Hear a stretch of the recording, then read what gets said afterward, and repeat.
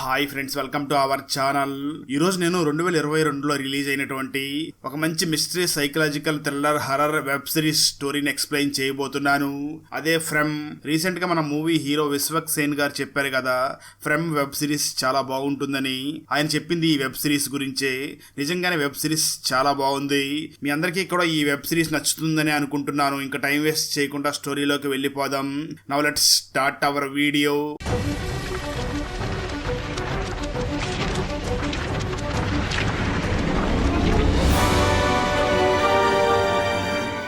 Video start చేసే ముందు మన ఛానల్లో లాస్ట్ వీడియోకి వచ్చిన బెస్ట్ కామెంట్ ఏమిటో చూద్దాం.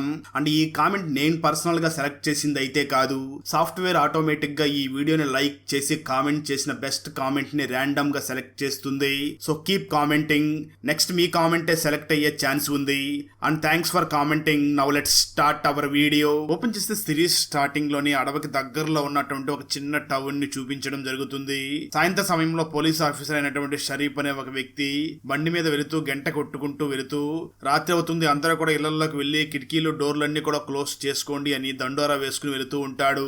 దాంతో అక్కడ ప్రజలందరూ కూడా వెంటనే వాళ్ళ ఇంట్లోకి వెళ్లిపోయి తలుపులు క్లోజ్ చేసుకుని కిటికీలన్నీ కూడా వేసేసుకుంటూ ఉంటారు. ఆ టౌన్ లో ఉన్న ప్రతి ఇంటికి కూడా ఒక రాయిని తగిలించి ఉంటారు. దాన్నే వాళ్ళు టైల్స్ మ్యాన్ అని పిలుస్తూ ఉంటారు. ఆ రాయి చాలా విచిత్రంగా, ఆ రాయి మీద చాలా గుర్తులు కూడా ఉంటాయి. కట్ చేస్తే మరో పక్క అదే టౌన్ లో ఉన్నటువంటి ఒక రెస్టారెంట్ లో కొంతమంది భోజనం చేస్తూ ఉండగా అక్కడికి సారా అనే అమ్మాయి వచ్చి గంట కొట్టేశారు. దయచేసి అందరూ కూడా భోజనం ఎక్కడ వదిలేసి వెళ్ళిపోండి అని అక్కడ భోజనం చేస్తున్న వాళ్ళందరినీ కూడా బలవంతంగా అక్కడి నుంచి పంపించేస్తుంది. ఆ రెస్టారెంట్ లో కూడా టైల్స్ మ్యాన్ అనే ఒక రాయిని కట్టి ఉంటారు. సడన్ గా అక్కడ ఉన్నటువంటి ఒక రేడియో ఆటోమేటిక్ గా ఆన్ అయిపోయి అందులో ఒక సాంగ్ ప్లే అవుతూ ఉంటుంది. దాని మీనింగ్ ఏమిటి అంటే, నీ సమయం రాకముందే నువ్వు చనిపోతావు అన్నట్లుగా ఆ పాట మీనింగ్ వస్తూ ఉంటుంది. మరోపక్క పోలీస్ ఆఫీసర్ అయినటువంటి షరీఫ్ ఆ టౌన్ లో ఉన్నటువంటి వీధులు మొత్తం గంట కొట్టుకుంటూ వెళ్లిపోతూ ఉంటాడు. అలా తను గంట కొట్టిన వెంటనే ఈదులో ఉన్న వాళ్ళందరూ కూడా ఇంట్లోకి వెళ్లిపోయి డోర్లన్నీ కూడా క్లోజ్ చేసుకుని ఇంట్లో ఉన్నటువంటి ఆ టైల్స్ మ్యాన్ అనే రాయిని చూస్తూ ఉంటారు. ఆ విధంగా షరీఫ్ తన డ్యూటీని ముగించుకుని పోలీస్ స్టేషన్ కి వెళ్లి అక్కడ ఉన్నటువంటి ఒక బోర్డుని చూడగా ఆ బోర్డు మీద 96 రోజులుగా ఇక్కడ ఎటువంటి సంఘటన జరగలేదు అని రాసి ఉంటుంది. షరీఫ్ దాన్ని అలా చూస్తూ ఉంటాడు. మరోపక్క ఒక బార్ లో ఫ్రాంక్లిన్ అనే ఒక వ్యక్తి ఫుల్ గా మందు తాగేసి అక్కడే పడిపోయి ఉంటాడు. బారు ఓనర్ వచ్చి ఆ ఫ్రాంక్లిన్ ని లేపే ప్రయత్నం చేస్తాడు, కానీ అయినప్పటికీ ఫ్రాంక్లిన్ లేవకుండా అలాగే పడిపోయి ఉంటాడు. దాంతో ఆ బారు ఓనర్ సమయం అయిపోయింది అని వెంటనే బార్ ని క్లోజ్ చేస్తాడు. మరోపక్క ఫ్రాంక్లిన్ కోసం తన ఇంట్లో తన కుటుంబ సభ్యులు వెయిట్ చేసి సమయం అయిపోతుంది అని వాళ్ళు వెంటనే ఇంటి లోపలికి వెళ్లి డోర్స్ అన్ని కూడా క్లోజ్ చేసుకుంటారు. సరిగ్గా అదే సమయంలో ఫ్రాంక్లిన్ కూతురు తన రూమ్ లోకి వెళ్లబోతూ ఉండగా అక్కడ చిన్న సౌండ్ వినిపిస్తూ ఉంటుంది. దాంతో తను వెంటనే తన బెడ్రూమ్ లో ఎక్కడ సౌండ్ వస్తుందా అని అక్కడికి వెళుతూ ఉండగా కిటికీ బయట ఒక ముసలవ్వ నిలబడి, నాకు బాగా చలిగా ఉంది, ఒకసారి కిటికీ తీ, నేను లోపలికి వస్తాను అని అంటూ ఉంటుంది. అయితే ఆ ఫ్రాంక్లిన్ కూతురు మాత్రం, మా పెద్దవాళ్ళు ఎవరు వచ్చినా కిటికీలు తలుపులు తీయొద్దు అని చెప్పారు, అందుకే నేను తీయను అని అంటూ ఉంటుంది. అయితే ముసలవ్వ మాత్రం ఫ్రాంక్లిన్ కూతురుతో మాట్లాడుతూ, పెద్దవాళ్ళు అలాగే మాట్లాడతారు, నువ్వు చిన్నపిల్లవు కదా, ఒకసారి నా బాధను అర్థం చేసుకుని కిటికీని ఓపెన్ చేస్తావా అంటూ బ్రతిమలాడుతూ ఉంటుంది. మరోపక్క ఫ్రాంక్లిన్ వైఫ్, నా కూతురు ఎవరితోనో మాట్లాడుతున్నట్లుగా ఉంది, ఎవరితో మాట్లాడుతుంది అని వెంటనే తన కూతురు బెడ్రూమ్ దగ్గరికి వెళుతూ ఉంటుంది. అప్పటికే ఫ్రాంక్లిన్ కూతురు అక్కడ కిటికీని ఓపెన్ చేసేయడంతో బయట ఉన్నటువంటి ముసలవ్వ ఒక్కసారిగా దెయ్యంలాగా మారిపోయి, అంటే ఆ పాప వెంటనే వెళ్లి కిటికీని ఓపెన్ చేయగా అప్పటి వరకు మనిషి రూపంలో ఉన్నటువంటి ఆ ముసలవ్వ ఒక దెయ్యంలాగా మారిపోయి లోపలికి వచ్చి ఆ పాప మీద మరియు పాప వాళ్ళ అమ్మ మీద అటాక్ చేసి ఇద్దరిని కూడా చంపేస్తుంది. అంటే ఆ సిటీలో పగలంతా సేఫ్ గానే ఉంటుంది, కానీ రాత్రి సమయంలో మాత్రం మనుషుల్లాగా ఉన్నటువంటి కొన్ని దెయ్యాలు ఊరి మీద పడి డోర్స్ కిటికీస్ క్లోజ్ చేయకుండా ఎవరింటి ముందు అయితే ఆ టైల్స్ మ్యాన్ రాయి లేదో వాళ్ళ ఇళ్లలోకి వెళ్లిపోయి అక్కడ ఉన్నటువంటి మనుషుల మీద దాడి చేసి చంపేస్తూ ఉంటాయి. కట్ చేస్తే ఆ తర్వాత రోజు మార్నింగ్ మత్తు వదిలినటువంటి ఫ్రాంక్లిన్ వెంటనే ఇంటికి తిరిగి రాగా ఇంటి దగ్గర చాలా మంది జనం వచ్చి ఉంటారు. తను ఏమైందా అని అక్కడికి వెళుతూ ఉండగా అక్కడే ఉన్నటువంటి షరీఫ్ వెంటనే అక్కడికి వచ్చి ఫ్రాంక్లిన్ ని చాలా తీవ్రంగా కొడుతూ, అంతా నీ వల్లే జరిగింది, 96 రోజుల నుంచి ఈ సిటీలో ఎవరికి ఏ ఆపద జరగకుండా కాపాడుకుంటూ వచ్చాం, నీ నిర్లక్ష్యం వల్ల ఇదంతా జరిగింది అని తనని వెంటనే రూమ్ లోపలికి తీసుకుని వెళ్ళగా అక్కడ తన కూతురిని మరియు తన వైఫ్ ని ఇద్దరిని కూడా దెయ్యం చంపేసి ఉండడంతో ఆ ఫ్రాంక్లిన్ చాలా గట్టిగా ఏడుస్తూ ఉంటాడు. దాంతో షరీఫ్ వెంటనే ఫ్రాంక్లిన్ ని చూసి, ఇదంతా నీ వల్లే జరిగింది, నీకు ఖచ్చితంగా శిక్ష పడాలి అని తనని వెంటనే తనతో పాటు తీసుకుని వెళ్తూ ఉంటాడు. ఆ సమయంలో ఆ ఫ్రాంక్లిన్ ఇంటి దగ్గర ఉన్నటువంటి ఆ టైల్స్ మ్యాన్ రాయి కూడా కింద పడిపోయి ఉంటుంది. ఆ తర్వాత పోలీస్ ఆఫీసర్ షరీఫ్ వెంటనే ఆ సిటీలో ఉన్నటువంటి ఒక ఆశ్రమం దగ్గరికి వెళ్ళగా అక్కడ ఉన్నటువంటి డోరాని కలిసి నేను ఒకసారి నా కొడుకుతో మాట్లాడాలనుకుంటున్నాను అంటాడు. డోరా వెంటనే తనను చూసి వెళ్ళి నీ కొడుకుతో మాట్లాడుకో అంటుంది. షరీఫ్ వెంటనే తన కొడుకు దగ్గరికి వెళ్ళి చాలా మాట్లాడుతూ ఉంటాడు, కానీ తను మాత్రం చాలా సైలెంట్ గా వింటూ ఉంటాడు. నిన్నే మన సిటీలో ఒక కూతుర్ని మరియు వాళ్ళ అమ్మని కూడా దెయ్యాలు చంపేశాయి, ఈ రోజు వాళ్ళకి అంత్యక్రియలు జరగబోతున్నాయి అని అంటూ ఉంటాడు. ఆ మాటలు విన్నటువంటి తన కొడుకు చాలా సైలెంట్ గా ఉండడంతో షరీఫ్ వెంటనే తన కొడుకుని చూసి అసలు నీకు జాలి దయా లేవా, నేనంత సీరియస్ విషయం చెప్తుంటే ఎందుకు అంత సైలెంట్ గా ఉన్నావు అని అడుగుతూ ఉంటాడు. ఆ మాటలు విన్నటువంటి షరీఫ్ కొడుకు వెంటనే రివర్స్ లో షరీఫ్ ని చూసి ఏంటి నాకు జాలి దయా లేదంటున్నావా, నీకే జాలి దయా లేదు, నువ్వు చేసిన పని నువ్వు మర్చిపోయి ఉండవచ్చు, కానీ ఇంతవరకు నువ్వు చేసినటువంటి పనిని మాత్రం నేను మర్చిపోలేకపోతున్నాను, తిరిగి మళ్ళీ నాకే జాలి దయా లేదంటున్నావా, వెంటనే ఇక్కడి నుంచి వెళ్ళిపో అని తన ఫాదర్ మీద తిడుతూ ఉంటాడు. కట్ చేస్తే మరో పక్క జేమ్స్ మరియు తన భార్య అయినటువంటి తవిత అలాగే వాళ్ళ పిల్లలైనటువంటి జూలీ మరియు చాతిన్ ఇద్దరు కూడా క్యారవాన్ లో ఒక ట్రిప్ కి వెళుతూ ఉంటారు. అలా వాళ్ళు వెళుతూ ఉండగా రోడ్డు మధ్యలో ఒక పెద్ద చెట్టు అడ్డంగా పడిపోయి ఉంటుంది. అదే సమయంలో ఆ చెట్టు మీద ఒక కాకి వచ్చి వాలగా వాళ్ళు ఆ కాకిని చూస్తూ ఉండగా అక్కడికి చాలా కాకులు వచ్చి వాలతాయి. దాన్ని చూసినటువంటి వాళ్ళు ఇక్కడ ఉండడం అంత మంచిది కాదు అని వెంటనే వాళ్ళు అక్కడి నుంచి ఈ సిటీ లోపల నుంచి వెళుతూ ఉంటారు. ఆ సమయంలో ఇప్పుడు చనిపోయి ఉన్నటువంటి ఆ ఇద్దరికి కూడా అక్కడ సిటీలో ఉన్న వాళ్ళందరూ కూడా అంత్యక్రియలు చేస్తూ ఉంటారు. అలా ఆ టౌన్ లో కొత్తగా ఒక వ్యాన్ రావడంతో అక్కడ ఉన్న వాళ్ళందరూ కూడా మళ్ళీ ఈ ప్రాంతానికి ఒక కొత్త ఫ్యామిలీ వచ్చిందా అని అక్కడ వాళ్ళందరూ కూడా బాధపడుతూ ఉంటారు. వెంటనే అక్కడ ఉన్నటువంటి ఒక వ్యక్తి ఇక్కడ జరుగుతున్న విషయాలన్నీ కూడా వెంటనే వెళ్లి వాళ్ళకి చెప్పేద్దామా అని అంటూ ఉంటాడు. అయితే షరీఫ్ మాత్రం అతన్ని చూసి నువ్వు ఇప్పుడే వెళ్ళి ఇక్కడ జరుగుతున్న విషయాలన్నీ వాళ్ళకి చెప్తే వాళ్ళు నమ్మరు, కొంచెం వెయిట్ చెయ్యి, కొద్దిసేపటి తర్వాత మనమే చెప్దామని అంటూ ఉంటాడు. ఆ తర్వాత పోలీస్ ఆఫీసర్ షరీఫ్ వెంటనే ఆ జేమ్స్ దగ్గరికి వెళ్లి మాట్లాడుతూ మీరెవరు ఇక్కడికి ఎందుకు వచ్చారు అని అడుగుతాడు. దానికి ఆ జేమ్స్ సమాధానం చెప్తూ మేము వేరే ప్రాంతానికి టూర్ వెళుతూ ఉండగా మార్గం మధ్యంలో చెట్టు అడ్డుపడిపోయింది, అందుకే మేము ఇక్కడికి వచ్చామని చెప్పడంతో షరీఫ్ వెంటనే జేమ్స్ ని చూసి మీరు ఈ మార్గంలో వెళ్ళండి అని ఒక రోడ్ ని చూపిస్తాడు. దాంతో జేమ్స్ ఫ్యామిలీ వెంటనే ఆ రోడ్లో వెళ్ళగా కొంత దూరం వెళ్ళిన తర్వాత అక్కడ 2 రోడ్లకు డివైడ్ అవుతుంది. దాంతో జేమ్స్ ఎటువైపు వెళ్లాలని ఆలోచిస్తూ ఉంటాడు. ఆ సమయంలో అక్కడ బార్ అండ్ రెస్టారెంట్ లో వర్క్ చేస్తుంది అని చెప్పుకున్నటువంటి సారా అక్కడ నడుచుకుని వెళుతూ ఉంటుంది. జేమ్స్ వెంటనే సారాని చూసి ఇక్కడి నుంచి ఎటు వెళ్ళాలని అడుగుతూ ఉంటాడు. అయితే ఆ సారా మాత్రం ఏమీ సమాధానం చెప్పకుండా అక్కడి నుంచి నడుచుకుని వెళ్ళిపోతుంది. దాంతో జేమ్స్ ఫ్యామిలీ వెంటనే ఒక రూట్ లోకి వెళ్ళగా వాళ్ళు ఏ రూట్ లో వెళ్ళినా సరే తిరిగి మళ్ళీ అదే సిటీకి వస్తూ ఉంటారు. ఇదంతా కూడా పైన నించుని ఉన్నటువంటి పోలీస్ ఆఫీసర్ షరీఫ్ అలాగే తన అసిస్టెంట్ అయినటువంటి కెన్నీ చూస్తూ ఉంటారు. ఆ తర్వాత షరీఫ్ వెంటనే తన అసిస్టెంట్ అయినటువంటి కెన్నీని చూసి వీళ్ళు ఈ దారిని వెళితే ఖచ్చితంగా మళ్ళీ ఇక్కడికి వస్తారు, ఇక్కడికి వచ్చినప్పుడు ఈ ఊర్లో ఏం జరుగుతుందో అన్ని కూడా వాళ్ళకి వివరించి చెప్దామని అక్కడ వాళ్ళ కారుకి పంచర్ అయ్యే విధంగా ఒక సెటప్ చేసి వెళతారు. మరోపక్క జేమ్స్ ఫ్యామిలీ ఒక మార్గంలో వెళుతూ ఉండగా వాళ్ళకి ఎదురుగుండా వస్తున్నటువంటి కారుకి వీళ్ళ క్యారవాన్ కి మధ్య యాక్సిడెంట్ జరుగుతుంది. ఆ కారులో వస్తున్నటువంటి ఒక వ్యక్తికి చాలా తీవ్రంగా దెబ్బలు తగులుతాయి, మరొక వ్యక్తికి మాత్రం చాలా లైట్ గా దెబ్బలు తగిలి ఉండడంతో తను చాలా కంగారు పడుతూ అక్కడి నుంచి అక్కడే ఉన్నటువంటి ఆ టౌన్ లోకి వెళ్లిపోతాడు. అక్కడ ఉన్నటువంటి షరీఫ్ అతన్ని చూసి ఈ దెబ్బలు ఏమిటి అడుగుతాడు. దానికి ఆ వ్యక్తి వెంటనే షరీఫ్ ని చూసి మేము వెళ్తున్నటువంటి కారుకి ఒక క్యారవాన్ వచ్చి యాక్సిడెంట్ చేసింది, నాకు చిన్న చిన్న దెబ్బలు తగిలాయి కానీ మా వాడికి చాలా ఎక్కువ దెబ్బలు తగిలాయి అని చెప్పడంతో షరీఫ్ వెంటనే తన అసిస్టెంట్ అయినటువంటి కెన్నీని చూసి నువ్వు ఇతన్ని వెంటనే హాస్పిటల్కి తీసుకుని వెళ్ళు అని చెప్పి షరీఫ్ వెంటనే ఎక్కడైతే యాక్సిడెంట్ జరిగిందో ఆ ప్లేస్ దగ్గరికి వెళ్లి చూస్తాడు. ఆ కారులో ఉన్నటువంటి వ్యక్తికి మాత్రం చాలా దెబ్బలు తగిలి ఉంటాయి. తన పేరు జేడి. పక్కనే క్యారవాన్ బోల్తా పడిపోయి ఉంటుంది. షరీఫ్ వెంటనే వెళ్లి ఆ క్యారవాన్ డోర్ ఓపెన్ చేయగా అందులో ఉన్న వాళ్ళందరికీ కూడా చిన్న చిన్న దెబ్బలే తగిలి ఉంటాయి, కానీ చేతన్ అనే అబ్బాయి కాల్లోకి మాత్రం ఐరన్ రాడ్ గుర్చుకుని ఉంటుంది. సరిగ్గా అదే సమయంలో ఆ టౌన్ లో ఉన్నటువంటి క్రిస్టియన్ అనే డాక్టర్ అక్కడికి వస్తుంది.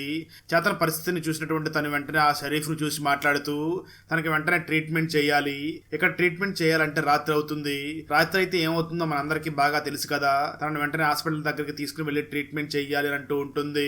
అదే సమయంలో పోలీస్ ఆఫీసర్ షరీఫ్ ఇంతకు ముందు ఫ్రాంక్లిన్ ఇంటి ముందు ఉన్నటువంటి ఆ టైల్స్ మ్యాన్ రాయి తెగి కింద పడిపోయింది కదా, ఆ రాయి తన దగ్గరే ఉండడంతో ఈ రాయిని క్యారవాన్ ముందు కడితే మనకి సేఫ్ గా ఉంటుందేమో అని అంటూ ఉంటాడు. ఆ వెంటనే షరీఫ్ వెంటనే జేమ్స్ ని చూసి జేమ్స్ నువ్వు నీ ఫ్యామిలీని తీసుకుని వెంటనే టౌన్ లోకి వెళ్ళిపో, రాత్రి సమయంలో ఇక్కడ ఉండడం అంత మంచిది కాదు, నేను ఇక్కడే ఉండి నీ కొడుకు ట్రీట్మెంట్ చేయించిన తర్వాత రేపు మార్నింగ్ నీ కొడుకుని నీకు అప్పచెప్తాను అంటాడు. అయితే జేమ్స్ మాత్రం లేదు, నేను నా కొడుకుని విడిచిపెట్టి వెళ్ళను, నేను కూడా ఇక్కడే ఉంటాను అని అంటూ ఉంటాడు. దాంతో షరీఫ్ వెంటనే జేమ్స్ ని చూసి ఇక్కడ రాత్రి సమయంలో చాలా విచిత్రమైన సంఘటనలు జరుగుతూ ఉంటాయి, వీటన్నిటి గురించి రేపు మార్నింగ్ అర్థమయ్యే విధంగా చెప్తాను, నా మాట విను, వెంటనే నువ్వు ఇక్కడి నుంచి వెళ్ళిపో అని చెప్పడంతో అప్పుడు జేమ్స్ వెంటనే షరీఫ్ ని చూసి నేను మాత్రం నా కొడుకుతో ఉంటాను, నా వైఫ్ మరియు నా కూతుర్ని మాత్రం టౌన్ కి పంపిస్తాను అని చెప్పి తన వైఫ్ ని మరియు తన కూతుర్ని మాత్రం టౌన్ కి పంపించి జేమ్స్ మాత్రం షరీఫ్ తో పాటు ఉంటాడు. మరో పక్క కెన్నీ దెబ్బలు తగిలినటువంటి వ్యక్తిని హాస్పిటల్ కి తీసుకుని వెళ్లి అక్కడ ట్రీట్మెంట్ చేయిస్తూ ఉండగా అక్కడికి సారా వచ్చి ఆ వ్యక్తిని చూసి మాట్లాడుతూ, నీకు పోయే టైం దగ్గర పడింది, దేవుడి దగ్గరికి వెళ్లిపో అని ఒక స్క్రూ డ్రైవర్ తీసుకుని అతన్ని పొడిచి అక్కడికక్కడే చంపేస్తుంది. మరో పక్క యాక్సిడెంట్ అయి ఉన్నటువంటి ఆ కారులో జేడీ అలాగే జేమ్స్ వైఫ్ అయినటువంటి తబిత వాళ్ళ కూతురు జూలీ అక్కడి నుంచి వెళ్లిపోతూ ఉంటారు.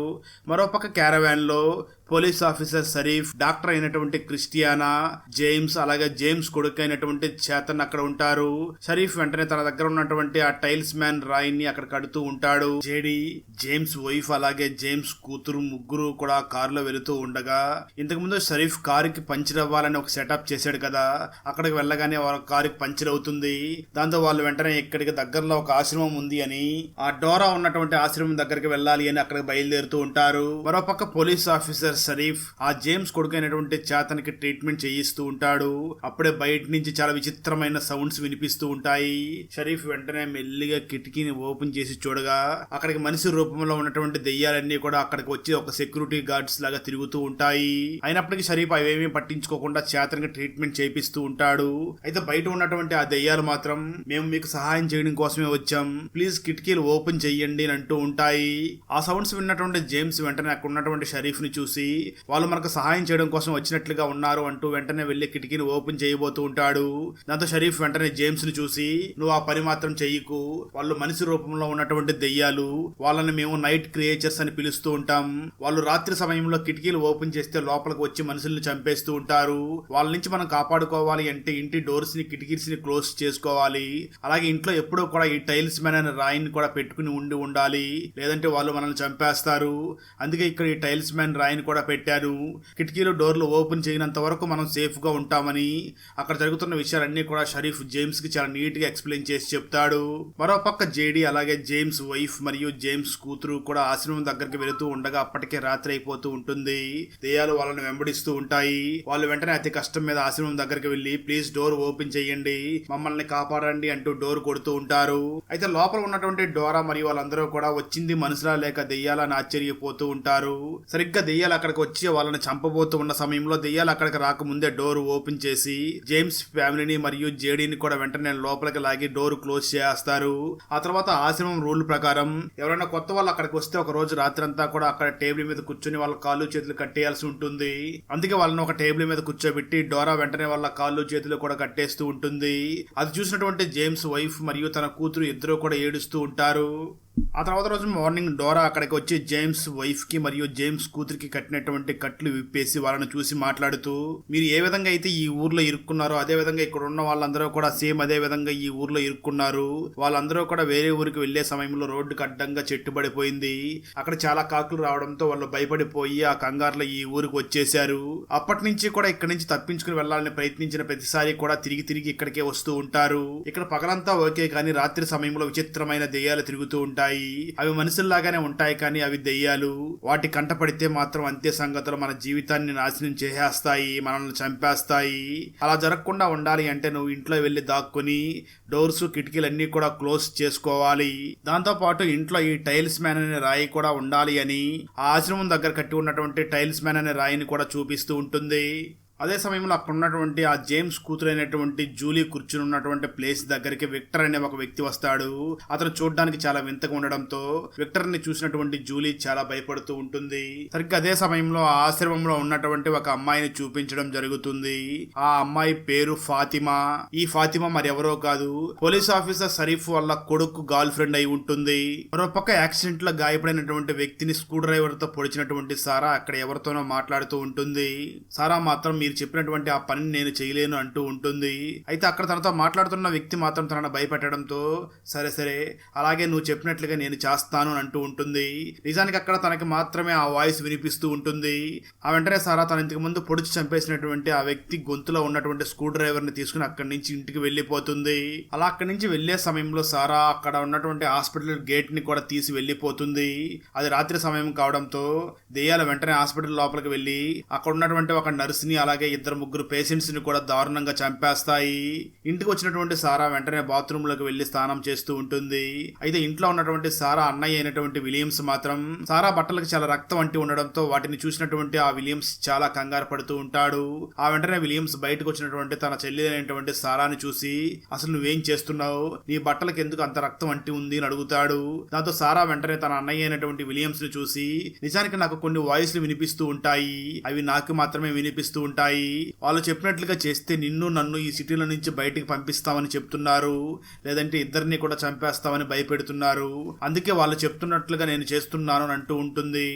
ఆ మాటలు విన్నటువంటి విలియం తను మన కోసమే కదా ఇదంతా కూడా చేస్తుంది అని సారా గురించి ఎవరికీ చెప్పకుండా తనలోనే దాచుకుంటాడు. మరో పక్క చేతనికి ట్రీట్మెంట్ చేస్తూ ఉండగా క్యారవాన్ లో ఉన్నటువంటి జేమ్స్ అటు ఇటు తిరుగుతూ అక్కడ కట్టి ఉన్నటువంటి ఆ టైల్స్ మ్యాన్ అనే రాయిని ఒక్కసారిగా కిందకి లాగేస్తాడు. దాంతో కిటికీల నుంచి ఒక పెద్ద దెయ్యం లోపలికి వచ్చే చేతన్ని తినేస్తుంది. ఇక్కడ డాక్టర్ క్రిస్టియన్ వెంటనే ఉలిక్కిపడి నిద్రలేస్తాడు. అంటే ఇదంతా కూడా ఆ డాక్టర్ క్రిస్టియన్కి వచ్చినటువంటి కల అయి ఉంటుంది. కట్ చేస్తే ఆ తర్వాత రోజు మార్నింగ్ దెయ్యాలు అడావిడే ఉండదు కాబట్టి చేతన్ని వెంటనే హాస్పిటల్ దగ్గరికి తీసుకుని వెళ్ళగా అక్కడ దెయ్యాలు వచ్చి ఒక ఇద్దరు ముగ్గురు చంపేసి ఉంటారు కదా. వారిలో పోలీస్ ఆఫీసర్ షరీఫ్ ఉన్నాడు కదా, వాళ్ళ అసిస్టెంట్ అయినటువంటి కెన్నీ ఫాదర్ కూడా చనిపోయి ఉంటాడు. దాంతో కెన్నీ చాలా బాధపడుతూ ఉండగా అది చూసినటువంటి షరీఫ్ కూడా మనకు సిటీ ఇంతవరకు బాగానే ఉంది, సడన్ గా మళ్ళీ ఎందుకు ఇలా జరుగుతున్నాయంటే చాలా బాధపడుతూ పోలీస్ స్టేషన్ కి వెళ్లిపోయి అక్కడ బోర్డు మీద రాసి ఉన్నటువంటి గత 96 రోజుల నుంచి ఎటువంటి సంఘటనలు జరగలేదు అని రాసి పెట్టారు కదా, దాని కోపంతో చెరిపేస్తూ ఉంటాడు. ఆ తర్వాత చేతన్కి కూడా గాయం తగ్గుతుంది. అక్కడ ఉన్నటువంటి చేతన్ సిస్టర్ అయినటువంటి జూలీ చేతన్ని ఆ పరిస్థితి నుంచి బయటికి తీసుకురావడం కోసం తనకి చాలా కథలు చెప్తూ ఉంటుంది. ఒకరోజు చేతన్కి అక్కడ కిటికీలో తన కళ్ళకి మాత్రమే వైట్ యూనిఫామ్ లో ఒక బాబు తనకు కనిపిస్తూ నేను కనిపిస్తున్నట్లుగా ఎవరికీ చెప్పొద్దు అని సైగ చేస్తూ ఉంటాడు. నిజానికి దెయ్యాలైతే పగటపూట కనిపించవు కదా, కానీ ఇక్కడ కనిపిస్తున్నటువంటి ఆ వైట్ యూనిఫామ్ లో ఉన్నటువంటి అబ్బాయి ఎవరు అన్నది మనకు ముందు ముందు అర్థం అవుతుంది. మరోపక్క జేడీ ఫుల్ గా తాగి ఆ డోరా దగ్గర మాట్లాడుతూ ఉండడంతో డోరా అక్కడ జరుగుతున్న విషయాలన్నీ కూడా ఎక్స్ప్లెయిన్ చేసి చెప్తూ ఉంటుంది. అయినప్పటికీ మద్యం మత్తులో ఉన్నటువంటి ఆ జేడీ మాత్రం డోరా చెప్తున్న విషయాల్ని అసలు పట్టించుకోకుండా ఉంటాడు. ఈ మాటలు మొత్తం విన్నటువంటి జేడీ మాత్రం ఇదేదో ఒక రియాలిటీ షో లాగా ఉంది, ఈ రియాలిటీ షోలో మనకి ఇచ్చిన టాస్క్ ఇక్కడి నుంచి బయటికి వెళ్ళలేరనే కదా, నేను వెళ్ళి చూపిస్తాను అని, నేను ఖచ్చితంగా ఇక్కడి నుంచి బయటికి వెళ్ళి చూపిస్తాను అని వెంటనే బయటకు వచ్చి అక్కడ ఒక అమ్మాయి దగ్గర సైకిల్ తీసుకుని అక్కడి నుంచి జేడీ బయటికి వెళ్ళిపోతూ ఉంటాడు. మరోపక్క కెన్నీ తన ఫాదర్ చనిపోవడంతో తన మదర్కి ధైర్యం చెప్పాలి అని తన మదర్తో మాట్లాడుతూ ఒక రెస్టారెంట్ దగ్గరికి తీసుకుని రాగా అక్కడ తన మదర్ పొరపాటున ఒక గ్లాస్ కింద పడేయడంతో అది పగిలిపోతుంది. కెన్నీ దాన్ని క్లీన్ చేస్తూ ఉంటాడు. అప్పుడే అక్కడికి సారా హాస్పిటల్లో ఒకరిని చంపి అదేవిధంగా హాస్పిటల్ గేట్ ని తీసేసి హాస్పిటల్లో కొంతమంది చనిపోవడానికి అలాగే కెన్నీ ఫాదర్ చనిపోవడానికి కారణమైనటువంటి ఆ సారా తనకి ఏమీ తెలియనట్లుగా అక్కడికి వెళ్లి పగిలిపోయినటువంటి ఆ గాజు ముక్కలన్నింటినీ కూడా క్లీన్ చేస్తూ ఉంటుంది.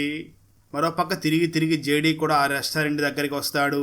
అక్కడ భోజనం చేయడానికి చాలా మంది క్యూ లైన్ లో నిలబడి ఉంటారు. దాన్ని చూసినటువంటి జేడీ ఇక్కడ ఉన్న వాళ్ళందరూ కూడా ఈ రియాలిటీ షో బాగా ఆడుతున్నారు అని తను ఇంకా ఇది రియాలిటీ షో అని భ్రమపడుతూ ఉంటాడు. మరోపక్క సారా దగ్గరికి తన అన్న అయినటువంటి విలియం వచ్చి మాట్లాడుతూ నువ్వెందుకు అప్పుడే బయటకు వచ్చావు, కొన్ని రోజులు ఇంట్లోనే ఉండవచ్చు కదా అని అడుగుతూ ఉంటాడు. దానికి సారా వెంటనే విలియమ్స్ ని చూసి బయటకు రాకపోతేనే నా మీద ఎక్కువ డౌట్ వస్తుంది, వెంటనే ఇక్కడికి వచ్చి వీళ్ళతో కలిసిపోతే నా మీద ఎవరికీ డౌట్ రాదు అని అంటూ ఉంటుంది. కట్ చేస్తే మరోపక్క షరీఫ్ ఆ జేమ్స్ ఫ్యామిలీ ఉండడం కోసం సిటీలో ఫ్రాంక్లిన్ వాళ్ళ వైఫ్ మరియు కూతురు చనిపోవడంతో ఆ ఇంటిని చూపించి మీరు ఈ ఇంట్లో ఉండండి అని అంటాడు. అయితే అక్కడ చాలా రక్తం మరకలు ఉండడంతో జేమ్స్ వైఫ్ చాలా భయపడుతూ ఉంటుంది. జేమ్స్ మాత్రం తన వైఫ్ ను చూసి మనం క్లీన్ చేసుకుందాం, ఇంటి ముందు ఆ టైల్స్ మ్యాన్ స్టోన్ ఉన్నంత వరకు మనకు ఎటువంటి ప్రమాదం లేదు అని అంటూ ఉంటాడు. మరోపక్క విక్టర్ తనలో తాను మాట్లాడుకుని వెళుతూ ఉండగా అక్కడ ఆడుకుంటున్నటువంటి చేతన్ వెంటనే విక్టర్ ని చూసి ఎందుకు నీలో నువ్వు మాట్లాడుకుంటున్నావు అని అడుగుతాడు. ఆ విక్టర్ వెంటనే చేతన్ ని చూసి నీకెందుకు చెప్పాలి అని చెప్పి అక్కడి నుంచి వెళుతూ ఉంటాడు.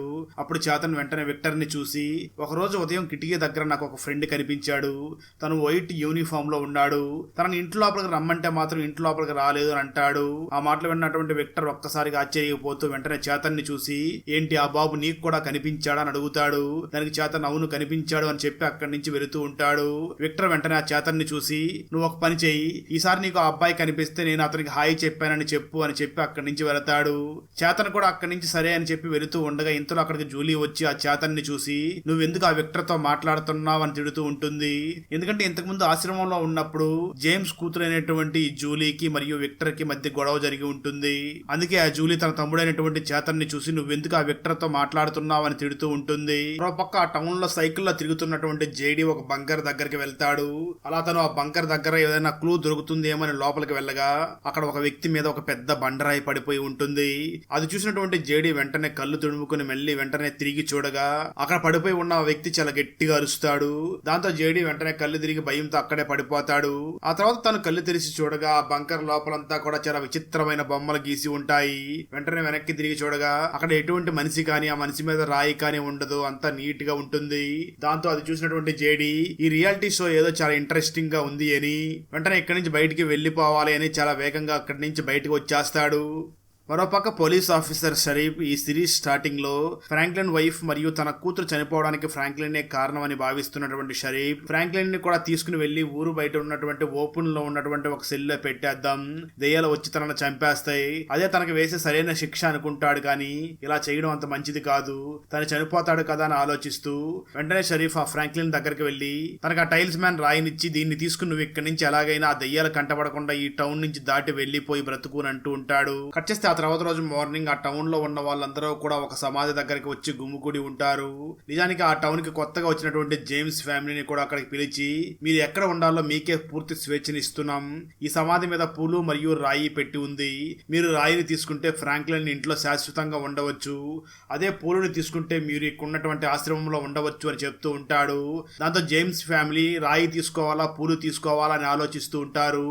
సరిగ్గా అదే సమయంలో అక్కడికి ఆ ఫ్రాంక్లిన్ వచ్చి షరీఫ్ ని చూసి మాట్లాడుతూ నువ్వు నాకు టైల్స్ మ్యాన్ రాయిచ్చి ఇక్కడి నుంచి తప్పించుకుని వెళ్ళిపోమని చెప్పావు కదా, కానీ నాకు జీవితంలో నా వైఫ్ నా కూతురు చనిపోయిన తర్వాత బ్రతకాలని లేదు అంటూ చాలా బాధపడుతూ ఆ షరీఫ్ తనకి ఇచ్చినటువంటి ఆ టైల్స్ మ్యాన్ రాయిని తిరిగి మళ్ళీ ఆ షరీఫ్ కి ఇచ్చేస్తూ ఉంటాడు. సరిగ్గా అదే సమయంలో జేడీ అక్కడికి వస్తూ ఏంటి ఈ రియాలిటీ షోలో ఇలాంటి ఎమోషనల్ సీన్స్ కూడా ఉన్నాయా అంటూ గట్టిగా నవ్వుతూ ఉంటాడు. అది చూసినటువంటి షరీఫ్ వెంటనే ఆ జేడీ దగ్గరికి వెళ్ళి నువ్వు కూడా ఈ టౌన్ కు కొత్తగా వచ్చావు కదా, నువ్వు కూడా డిసైడ్ చేసుకో, నువ్వు రాయి తీసుకుంటావా పూలు తీసుకుంటావా అని అడుగుతాడు. దాంతో జేడీ వెంటనే రాయిని తీసుకోవడంతో షరీఫ్ వెంటనే తన అసిస్టెంట్ అయినటువంటి కెన్నీని చూసి మనోడు రాయిని తీసుకున్నాడు, తన సిటీలోనే ఉంటాడు, ఇతన్ని మన కంట్రోల్లోకి తీసుకో అని చెప్తూ ఉంటాడు. ఆ తర్వాత జేమ్స్ వైఫ్ అయినటువంటి తబిత అలాగే జేమ్స్ కొడుకు అయినటువంటి చేతన్ ముగ్గురు బాగా ఆలోచించి ఆ సమాధి మీద ఉన్నటువంటి రాళ్ళని తీసుకుంటారు. అంటే వాళ్ళు ఫ్రాంక్లిన్ ఇంట్లో ఉండడానికి ఒప్పుకుంటారు. అయితే జేమ్స్ కూతురు అయినటువంటి జూలీ మాత్రం తనకు ఉన్నటువంటి పూల్ని తీసుకుంటుంది. అంటే దాని అర్థం తన ఆశ్రమంలో జీవించడానికి రెడీ అవుతుంది. అది చూసినటువంటి జేమ్స్ మరియు తన వైఫ్ మాత్రం మన కూతురు ఎందుకు ఈ విధంగా ఆశ్రమంలో ఉండడానికి డిసైడ్ అయ్యింది అని చాలా కంగారు పడుతూ ఉంటారు.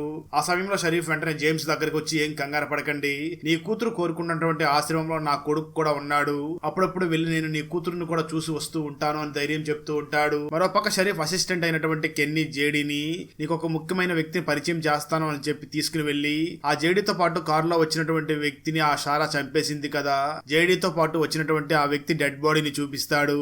అది చూసినటువంటి జేడీ మాత్రం నా ఫ్రెండ్ ఏమిటి చచ్చిపోయిన వాడిలాగా యాక్టింగ్ చేస్తున్నాడు, ఇలా ఎంతసేపు చచ్చిపోయిన వాడిలాగా ఉంటాడు అని వెటకారంగా నవ్వుతూ ఉంటాడు. కెన్నీ వెంటనే ఆ జేడీని చూసి అరే పిచ్చోడా ఇది రియాలిటీ షో కాదు, ఇది నిజంగా జరుగుతుంది అని చెప్పడంతో విషయం తెలుసుకున్నటువంటి జేడీ కూడా చాలా బాధపడుతూ ఉంటాడు. ఆ తర్వాత ఆ రోజు రాత్రి అవడంతో అందరూ కూడా ఇళ్ల లోపలికి వెళ్లి తలుపులన్నీ కూడా క్లోజ్ చేసుకుంటూ ఉంటారు.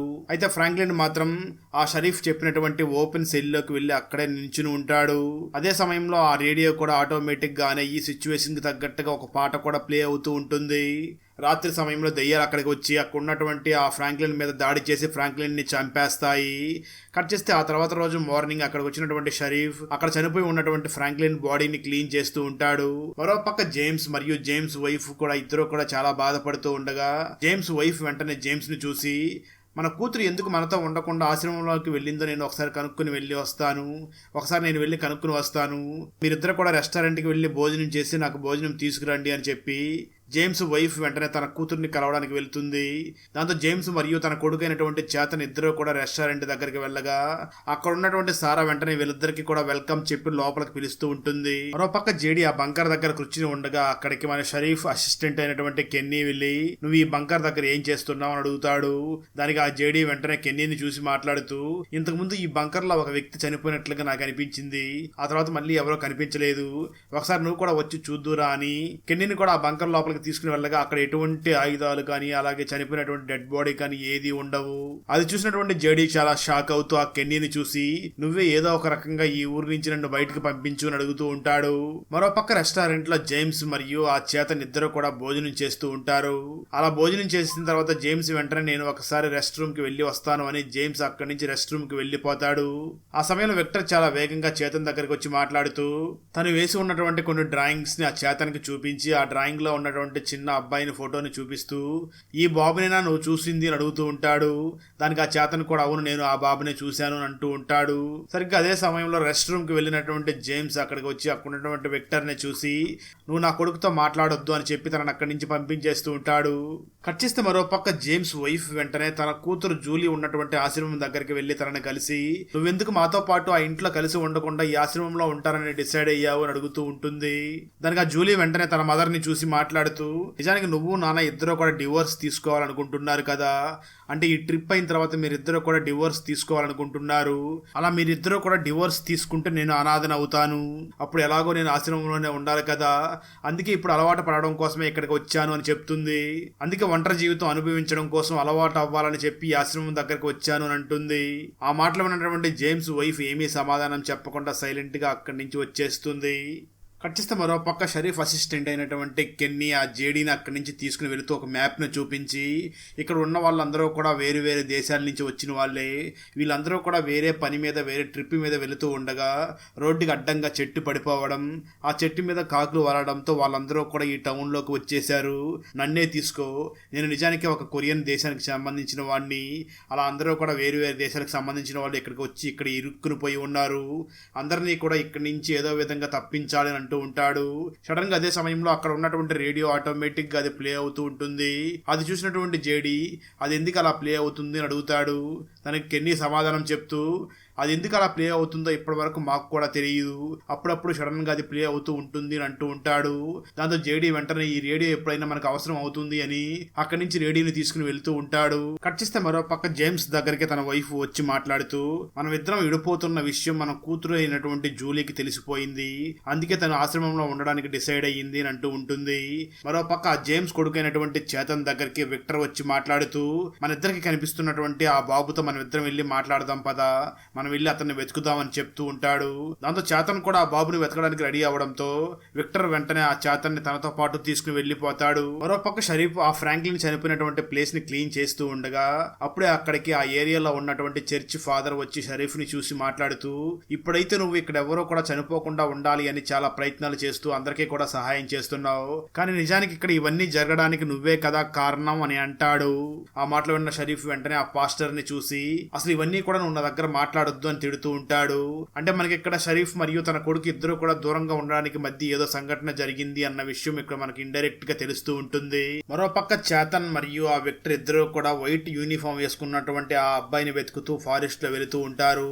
అదే సమయంలో ఇంట్లో చేతన్ లేడు అని తెలుసుకున్నటువంటి జేమ్స్ మరియు జేమ్స్ వైఫ్ వెంటనే బయటకు వచ్చి తన కొడుకు కోసం వెతుకుతూ గట్టిగా పిలుస్తూ ఉంటారు.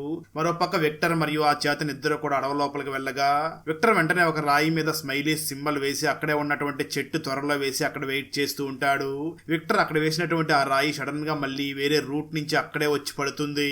అది చూసినటువంటి చేతన్ వెంటనే విక్టర్ ని చూసి ఇక్కడ వేసిన రాయి మళ్ళీ తిరిగి ఇక్కడికి ఎలా వచ్చింది అని అడుగుతూ ఉంటాడు. విక్టర్ ఆ చేతన్ ని చూసి అదే నాకు కూడా అర్థం కావడం లేదు, రాయే కాదు మనుషులు కూడా ఇక్కడ దూకితే వేరే మార్గం ద్వారా ఇక్కడికి వచ్చేస్తూ ఉంటారు అని చెప్తూ ఉంటాడు. అప్పుడే విక్టర్ కి కళ్ళు తిరుగుతూ ఏవో విషయాలు గుర్తుకు వస్తూ ఉంటాయి. అవేమిటి అంటే ఆ వైట్ కలర్ యూనిఫామ్ వేసుకున్నటువంటి ఆ చిన్న అబ్బాయి ఆడుకుంటున్న ఉన్నట్లు, అతన్ని చూసి ఒక కుక్క మొరుగుతున్నట్లు ఇవన్నీ కూడా అతనికి గుర్తుకు వస్తూ ఉంటాయి.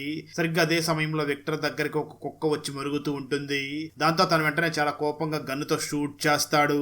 అలా విక్టర్ షూట్ చేయడంతో మరోపక్క చేతన్ కోసం వెతుకుతున్నటువంటి జేమ్స్ మరియు జేమ్స్ వైఫ్ కి ఆ సౌండ్ విని ఖచ్చితంగా చేతన్ ఇటువైపే ఉంటాడు అనుకుని అక్కడికి వచ్చేస్తారు. వాళ్ళు వెంటనే చేతన్ ని తన దగ్గరికి తీసుకుని విక్టర్ ని తిడుతూ ఉంటారు. కానీ ఆ విక్టర్ దగ్గర గన్ను ఉండడంతో జేమ్స్ అండ్ ఫ్యామిలీ కూడా పెద్దగా ఏమీ అనకుండా సైలెంట్ గా అక్కడి నుంచి తన కొడుకుని తీసుకుని వెళ్లిపోతారు. ఆ తర్వాత విక్టర్ వెంటనే తన రూమ్ కి రాగా అక్కడ తను చాలా డ్రాయింగ్స్ ని వేసి ఉంటాడు. వాటన్నిటిని కూడా విక్టర్ చూస్తూ ఉంటాడు. నిజానికి విక్టర్ చిన్నతనంలో ఉన్నప్పుడే ఇక్కడికి వచ్చి ఉంటాడు. ఆ సమయంలో ఇక్కడ చాలా డెడ్ బాడీస్ కూడా పడిపోయి ఉంటాయి. అప్పుడే విక్టర్ కి ఆ వైట్ డ్రెస్ యూనిఫామ్ లో ఉన్నటువంటి చిన్న అబ్బాయి కూడా కనిపించి ఉంటాడు. అదేవిధంగా ఆ అబ్బాయి పక్కన ఒక కుక్క కూడా ఉండి ఉంటుంది. ప్రజెంట్ విక్టర్ ఆ కుక్కని గుర్తు చేసుకుని బొమ్మను డ్రా చేస్తూ ఉంటాడు. కట్ చేస్తే మరోపక్క జేమ్స్ వెంటనే షరీఫ్ దగ్గరికి వెళ్లి అడవిలో జరిగిన విషయాలన్నీ కూడా తనకు చెప్పడంతో షరీఫ్ వెంటనే ఆ జేమ్స్ ని చూసి, నాకు ఆ వ్యక్తి గురించి బాగా తెలుసు, తన ఆశ్రమంలో ఉంటాడు కదా, నేను ఈ విషయాలన్నీ కూడా డోరాతో మాట్లాడతాను అని జేమ్స్ కి చెప్తూ ఉంటాడు. ఆ తర్వాత షరీఫ్, జేమ్స్ మరియు జేమ్స్ వైఫ్ అలాగే చేతన్ అందరూ కలిసి రెస్టారెంట్ లో భోజనం చేయడానికి వెళ్లి అక్కడ భోజనం చేస్తూ ఉంటారు. అప్పుడు జేమ్స్ వైఫ్ వెంటనే షరీఫ్ ని చూసి అక్కడ ప్లే అవుతున్నటువంటి రేడియోని చూసి దాని గురించి అడుగుతుంది. షరీఫ్ వెంటనే ఆ జేమ్స్ వైఫ్ ని చూసి మాట్లాడుతూ, ఇది అప్పుడప్పుడు ఆటోమేటిక్ గా ప్లే అవుతూనే ఉంటుంది, దాని గురించి మాకు కూడా అంత క్లియర్ గా తెలియదు అని అంటూ ఉంటాడు. ఆ తర్వాత వాళ్ళందరూ కూడా అక్కడ భోజనం చేస్తూ ఉండగా అదే రెస్టారెంట్ లో సారా కూడా వర్క్ చేస్తూ ఉంటుంది. సడన్ గా సారా చెయ్యి మీద ఇక్కడ ఉన్నటువంటి చేతన్ని చంపేయి అని ఎవరో చాకుతో రాస్తూ ఉంటారు. దాంతో సారా నొప్పిని భరించలేక ఒక్కసారిగా కింద కళ్ళు తిరిగి పడిపోతుంది. కట్ చేస్తే మరో పక్క ఆశ్రమంలో ఉన్నటువంటి విక్టర్ మాత్రం అక్కడ చాలా గొయ్యి తవ్వుతూ ఉంటాడు. అదే సమయంలో డోరా అక్కడికి వెళ్లి విక్టర్ ని చూసి, ఎందుకు నువ్వు ఈ విధంగా ఇక్కడ తవ్వుతున్నావు అని అడుగుతుంది. దానికి విక్టర్ వెంటనే డోరాని చూసి, నేను ఇక్కడికి చిన్నప్పుడే వచ్చాను, అప్పుడు చాలా మంది ఇక్కడ చనిపోయి ఉన్నారు, అలాంటి సంఘటన ఇక్కడ జరుగుతుందేమో అని నాకు అనిపిస్తుంది, అందుకే మనం అందరం కూడా సేఫ్ గా ఉండడం కోసమే ఇక్కడ గుంటలు తవ్వుతున్నాను అని అంటూ ఉంటాడు. ఆ వెంటనే షరీఫ్ అక్కడ కళ్ళు తిరిగి పడిపోయినటువంటి సారాను వెంటనే హాస్పిటల్ దగ్గరికి తీసుకుని వెళ్ళగా డాక్టర్ క్రిస్టియానా వెంటనే తనకు ట్రీట్మెంట్ చేస్తూ ఉంటుంది. అప్పుడు సారా షరీఫ్ ని చూసి, ఇక్కడికి ఈ విషయం తెలుసుకుని మా అన్నయ్య వస్తాడు, తనను వెంటనే ఇక్కడి నుంచి ఇంటికి పంపించేయండి అని చెప్పి ఉంటుంది. తను చెప్పిన విధంగానే వెంటనే విలియమ్స్ అక్కడికి రావడంతో షరీఫ్ వెంటనే విలియమ్స్ ని చూసి, మీ చెల్లికి ట్రీట్మెంట్ జరిగింది, తను రెస్ట్ తీసుకుంటుంది, కొద్దిసేపటి తర్వాత వచ్చి మీరు చూడండి అని చెప్పడంతో విలియమ్స్ వెంటనే అక్కడి నుంచి వెళ్లిపోతాడు. మరోపక్క ఇంట్లో జేమ్స్ మరియు తన కొడుకు చేతన్ ఇద్దరు కూడా చాలా డల్ గా కూర్చుని ఉన్న సమయంలో జేమ్స్ కి అక్కడ ఒక మార్కర్ దొరుకుతుంది. వెంటనే తన ఆ మార్కర్ ని తీసుకుని, ఇక్కడ ఉన్నటువంటి గోడలు ఇవి గోడలు కాదు మన బోర్డు అని, వెంటనే గోడల మీద జరిగిన వాటివి, జరగబోయేటివి, తెలిసినవి, తెలుసుకోవాల్సినవి ఇవన్నీ కూడా బోర్డు మీద రాయాలి అని అనుకుంటూ ఉంటాడు. మరోపక్క హాస్పిటల్లో సారా ట్రీట్మెంట్ చేయించుకుంటూ ఉండగా తనకు మళ్ళీ ఆ చేతన్ని చంపేయి అనే మాటలు వినిపిస్తూ చేతి మీద ఎవరో కత్తితో రాస్తున్నట్లుగా తను ఫీల్ అవుతూ చాలా ఇబ్బంది పడుతూ ఉంటుంది. సరిగ్గా అదే సమయంలో డాక్టర్ క్రిస్టియన్ అక్కడికి రావడంతో సారా వెంటనే ఆ డాక్టర్ ని చూసి, 10 మంది క్షేమం కోసం ఒకరిని చంపడం తప్పంటారా కరెక్ట్ అంటారా అని అడుగుతుంది. ఆ మాటలు విన్న డాక్టర్ వెంటనే సారాని చూసి, 10 మంది క్షేమం కోసం ఒక వ్యక్తిని చంపడం తప్పు కాదు అని అంటుంది. ఆ మాటలు విన్న సారా, అంటే నేను ఆ చేతన్ని చంపడంలో తప్పు లేదు, అతన్ని చంపాలి అని డిసైడ్ అవుతుంది. మరోపక్క జేమ్స్ గోడల మీద తనకి తెలిసిన వాటివి అలాగే తనకున్నటువంటి ప్రశ్నలన్నిటినీ కూడా రాసి ఉంటాడు. అప్పుడే అక్కడికి జేమ్స్ వైఫ్ వచ్చి, నాకు కూడా ఒక ప్రశ్న ఉంది, ఆ ప్రశ్న నేను గోడ మీద రాస్తే నువ్వు ఏ సమాధానం చెప్తావని నాకు కొంచెం భయంగా ఉంది అని తను వెంటనే అక్కడి నుంచి వెళ్లిపోతుంది. మరోపక్క హాస్పిటల్ నుంచి సారా బయటికి రాగా విలియమ్స్ వెంటనే సారా దగ్గరికి వెళ్లడంతో సారా విలియమ్స్ ని చూసి, నేను ఇక్కడ ఉన్న వాళ్ళందరినీ కూడా కాపాడే మార్గంలో వెళుతున్నాను, నన్ను ఆపొద్దు, అలాగే నన్ను ఫాలో చెయ్యొద్దు అని చెప్పి తను అక్కడి నుంచి వెళ్లిపోతుంది. మరోపక్క జేడీ ఆ టేప్ రికార్డుని తీసుకుని వెళ్లి బార్ లో ఫుల్ గా మందు తాగుతూ గట్టిగా అరుస్తూ ఉండడంతో బారు ఓనర్ అక్కడికి రావడంతో జేడీ వెంటనే ఆ బారు ఓనర్ ని చూసి, ఇక్కడ ఉన్న మీ అందరికీ కూడా ఇక్కడి నుంచి తప్పించుకుని వెళ్లాలనే కోరిక లేదా అని అడుగుతాడు. దానికి ఆ బారు ఓనర్ సమాధానం చెప్తూ, బయట ప్రపంచానికి మాత్రం మనం బ్రతికే ఉన్నాము అనే భ్రమ ఉంది, కానీ ఇక్కడ మాత్రం మనం చనిపోయి ఉన్నామనే భ్రమలోనే ఉన్నాం, నీ దగ్గర టేప్ రికార్డర్ ఉంది కదా, దాని ద్వారా బయట ప్రపంచంలో ఉన్న ప్రజలతో కమ్యూనికేట్ చేయగలమేమో, ఆ విధంగా ఒకసారి ట్రై చెయ్యి అని చెప్తూ ఉంటాడు. కట్ చేస్తే మరో పక్క సారా డైరెక్ట్ గా జేమ్స్ వాళ్ళ ఇంటి దగ్గరికి వెళ్లి అక్కడ ఉన్నటువంటి చేతన్ని తనతో పాటు తీసుకుని వెళుతూ ఉండగా జేమ్స్ వైఫ్ వెంటనే ఆ సారాని చూసి, చేతన్ని ఎక్కడికి తీసుకుని వెళుతున్నావు అని అడుగుతూ ఉంటుంది. దానికి ఆ సారా సమాధానం చెప్తూ, పక్కనే ఒక జూ లాంటిది ఒకటి ఉంది, అక్కడికే వెళుతున్నాను అని చెప్పడంతో జేమ్స్ వైఫ్ కూడా నేను కూడా మీతో పాటు వస్తాను అని సారాతో పాటు తను కూడా వెళుతూ ఉంటుంది. కట్ చేస్తే మరో పక్క షరీఫ్ తన భార్య సమాధి దగ్గర మొత్తం క్లీన్ చేస్తూ, నా దగ్గర ఒక భయంకరమైన ఐడియా ఉంది, అది కనుక ఎగ్జిక్యూట్ చేస్తే అందరూ కూడా ఇక్కడి నుంచి తప్పించుకుని వెళ్ళిపోవచ్చు. ఒకవేళ అది గనక వర్కౌట్ కాకపోతే మాత్రం అందరూ కూడా చాలా సమస్యలను ఎదుర్కోవాల్సి వస్తుంది. అందుకే నేను ఐడియాని ఎవరి దగ్గర చెప్పడం లేదు అని అంటూ ఉంటాడు. మరో పక్క ఇంట్లో సారా అన్నయ్య అయినటువంటి విలియమ్స్ మాత్రం నా చెల్లెలు సారా ఇంకా పెద్ద తప్పేదో చేయబోతుంది అని చాలా భయపడుతూ వెంటనే తను ఆ సిటీలో ఉన్నటువంటి చర్చ్ ఫాదర్ దగ్గరికి వెళ్ళి జరిగిన విషయం మొత్తం కూడా అతనికి చెప్పేస్తాడు. అంటే ఇంతకు ముందు హాస్పిటల్లో ఒక వ్యక్తిని స్క్రూ డ్రైవర్ తో పొడిచి చంపేయడం, అదేవిధంగా హాస్పిటల్ గేట్ తీసేయడం వల్ల చాలా మంది చనిపోవడం, ఈ విషయాలన్నీ కూడా చర్చ్ ఫాదర్ కి ఎక్స్ప్లెయిన్ చేయడంతో ఆ మాటలు మొత్తం విన్నటువంటి చర్చ్ ఫాదర్ అంటే సారా ఇంకో పెద్ద తప్పేదో చేయబోతుంది అని తెలుసుకుని వెంటనే అక్కడి నుంచి పరిగెట్టుకుని వెళుతూ ఉంటారు. మరో పక్క జూ దగ్గరికి సారా చేతన్ ని మరియు చేతన్ మదర్ ని కూడా అక్కడికి తీసుకుని వెళ్లి ఉంటుంది. ఆ వెంటనే సారా ఆ చేతన్ మదర్ ని ఒక ప్లేస్ లో బంధించేసి వెంటనే ఆ చేతన్ ని చంపబోతూ ఉంటుంది. సరిగ్గా అదే సమయంలో అక్కడికి సారా బ్రదర్ అయినటువంటి విలియమ్స్ వచ్చి నువ్వు ఆ బాబుని చంపొద్దు అని సారాని ఆపుతూ ఉంటాడు. ఆ ప్రాసెస్ లో సారా చేతిలో ఉన్నటువంటి కత్తి ఈ విలియమ్స్ గుచ్చుకుంటుంది. దాంతో విలియమ్స్ అక్కడికక్కడ చనిపోతాడు. ఈ గ్యాప్ లో చేతన్ కూడా అక్కడి నుంచి పారిపోతాడు. మరోపక్క చర్చి ఫాదర్ సిటీలోకి పరిగెట్టుకుంటూ వెళ్లి జరిగిందంతా చెప్పడంతో జేమ్స్ కూడా జూ దగ్గరికి వెళ్లి లోపల బంధించి ఉన్నటువంటి తన వైఫ్ ని కూడా బయటికి తీసుకుని వస్తాడు. దాంతో సారా కూడా ఇక్కడే ఉంటే నన్ను చంపేస్తారు అని చెప్పి తను కూడా అక్కడి నుంచి పారిపోతుంది. మరోపక్క అక్కడి నుంచి చేతన్ పారిపోతూ ఉండగా అక్కడికి జూలీ వచ్చి తన తమ్ముడిని తనతో పాటు తీసుకుని వెళుతుంది. అందరూ కూడా జూ దగ్గరికి వచ్చి ఈ పనంతా కూడా సారా చేస్తుంది అంటే నమ్మలేకపోతున్నాం అని అనుకుంటూ ఉంటారు.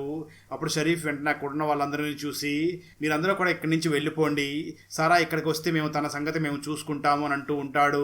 అయితే జేమ్స్ మాత్రం ఒకవేళ సారా ఇక్కడికి రాకపోతే ఏంటి పరిస్థితి అని అడుగుతాడు. దానికి షరీఫ్ మాట్లాడుతూ ఎలాగో రాత్రి అవుతుంది కదా, దెయ్యాలు వచ్చేస్తాయి, ఆ దెయ్యాలు ఖచ్చితంగా ఆ సారాని చంపేస్తాయి అని అంటూ ఉంటాడు. ఆ తర్వాత జేమ్స్ ఇంటికి తిరిగి వచ్చి ఇంటి మీద ఒక ప్రశ్న రాసి ఉండడంతో దాన్ని చూసినటువంటి జేమ్స్ షాక్ అవుతూ ఉంటాడు. ఇంతకుముందు అడగాల్సినటువంటి ప్రశ్నని తన భార్య గోడ మీద రాసి ఉంటుంది.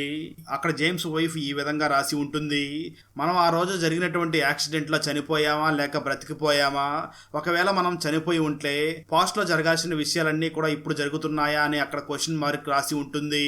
ఆ తర్వాత షరీఫ్ వెంటనే హాస్పిటల్ దగ్గరికి వెళ్ళగా అక్కడ ఉన్నటువంటి డాక్టర్ క్రిస్టియానా చాలా బాధపడుతూ ఉంటుంది. షరీఫ్ వెంటనే క్రిస్టియానాని చూసి ఎందుకు అంతలా బాధపడుతున్నావు అని అడుగుతాడు. అప్పుడు క్రిస్టియానా షరీఫ్ ని చూసి సారా ఇంతకు ముందు నన్ను 10 మందిని కాపాడడం కోసం ఒకరిని చంపినా తప్పు లేదా అని అడిగింది. దానికి నేను 10 మందిని కాపాడడం కోసం ఒకరిని చంపినా తప్పు లేదు అని చెప్పాను. ఆ మాటలు విన్న వెంటనే సారా ఇక్కడి నుంచి వెళ్ళిపోయింది. తను ఇదంతా కూడా నేను చెప్పిన మాటల వల్లే చేసినట్లుగా ఉంది అని నాకు చాలా బాధగా ఉంది అని ఫీల్ అవుతూ ఉంటుంది. దాంతో షరీఫ్ వెంటనే ఆ క్రిస్టియానాని చూసి నువ్వేం బాధపడకు అని చెప్తూ ఉంటాడు.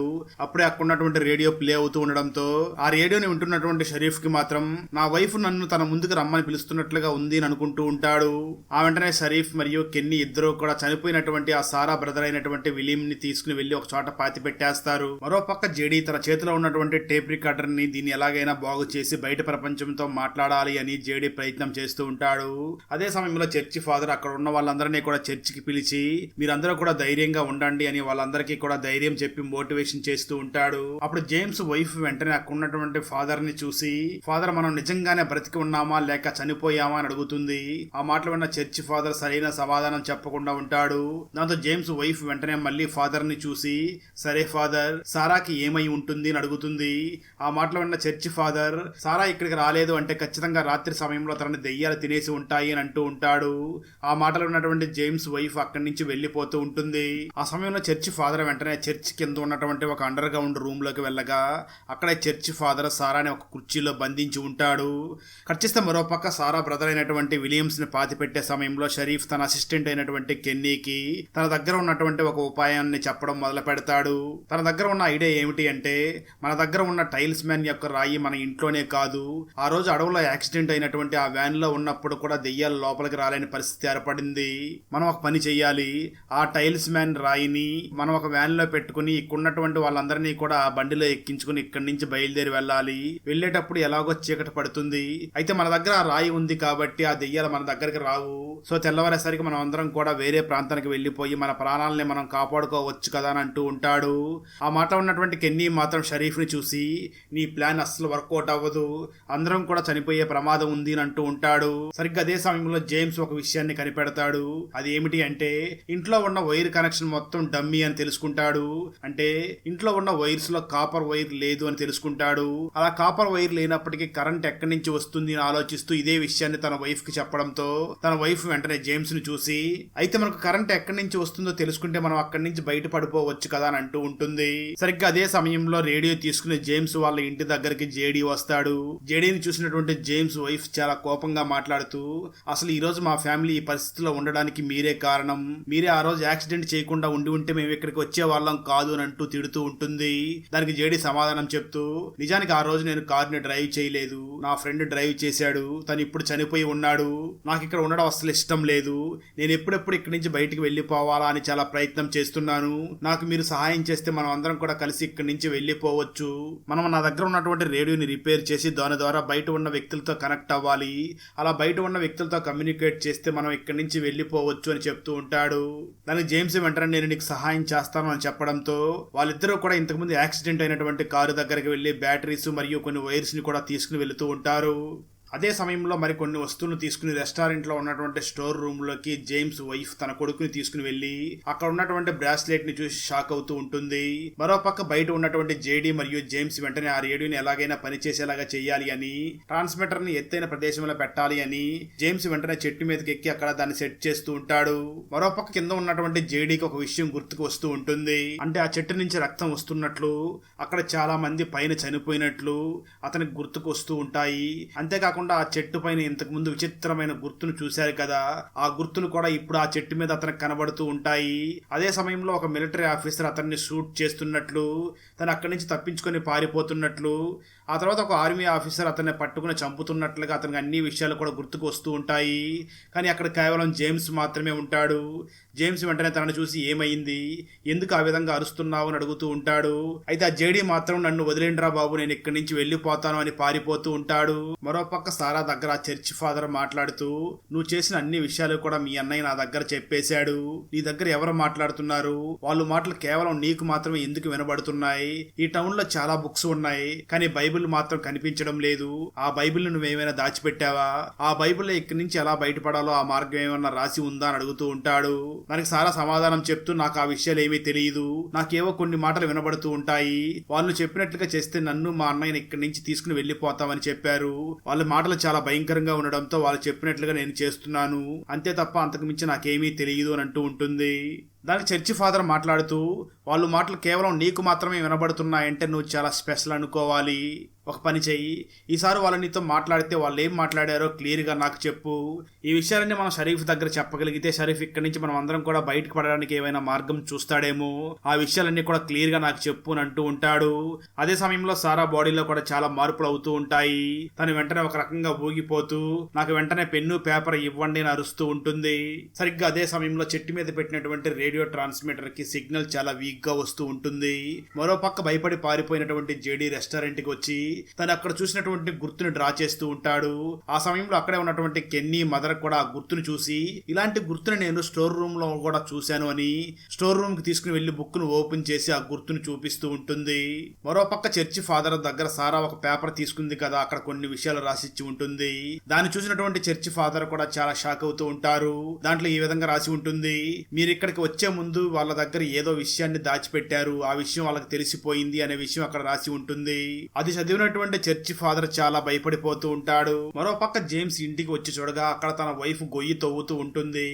దాంతో తన వెంటనే తన వైఫ్ ను చూసి ఏమైంది అని అడగ్గా జేమ్స్ వైఫ్ వెంటనే జేమ్స్ ను చూసి, కరెంట్ వైర్ ని చెక్ చేసుకుంటూ వచ్చాను, అది ఇందు లోపల నుంచి వచ్చింది, అందుకే ఈ విధంగా చెక్ చేసుకుంటూ ఇక్కడ వరకు వచ్చాను అని చెప్తూ ఉంటుంది. ఆ వెంటనే జేమ్స్ వైఫ్ జేమ్స్ ని చూసి, నాకు రెస్టారెంట్ స్టోర్ రూమ్ లో ఒక బ్రాస్లెట్ దొరికింది, అది నువ్వు కూడా చూడు అని తన హస్బెండ్ కి చూపిస్తుంది.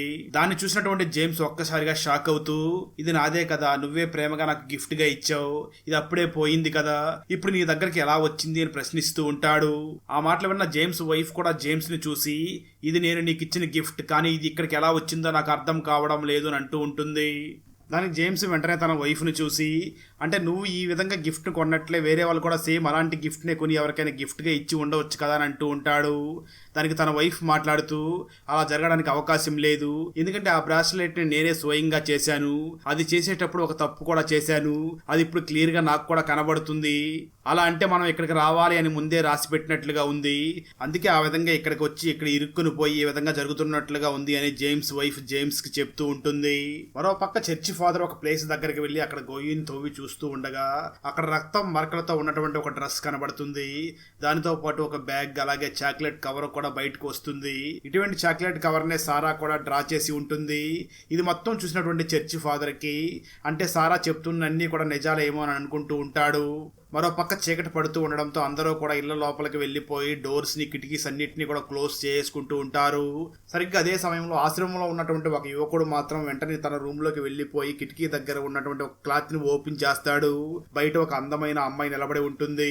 ఆ అమ్మాయిని చూసినటువంటి ఆ అబ్బాయి నవ్వుతూ నా కోసం నువ్వు ఖచ్చితంగా వస్తావని తెలుసు అని ఆ దెయ్యం దగ్గర ఆ యువకుడు మాట్లాడుతూ ఉంటాడు. కట్ చేస్తే ఆ తర్వాత రోజు మార్నింగ్ ఆశ్రమంలో ఒక పార్టీ జరుగుతూ ఉంటుంది. అంటే ఫాతిమా అనే అమ్మాయి అక్కడికి వచ్చి సంవత్సరం అయింది అని ఒక చిన్న పార్టీ జరుగుతూ ఉంటుంది. అక్కడికి వచ్చినటువంటి చర్చి ఫాదర్ అక్కడ ఉన్నటువంటి షరీఫ్ ని చూసి నేను నీ దగ్గర ఒక విషయం చెప్పాలనుకుంటున్నాను అంటూ ఉంటాడు.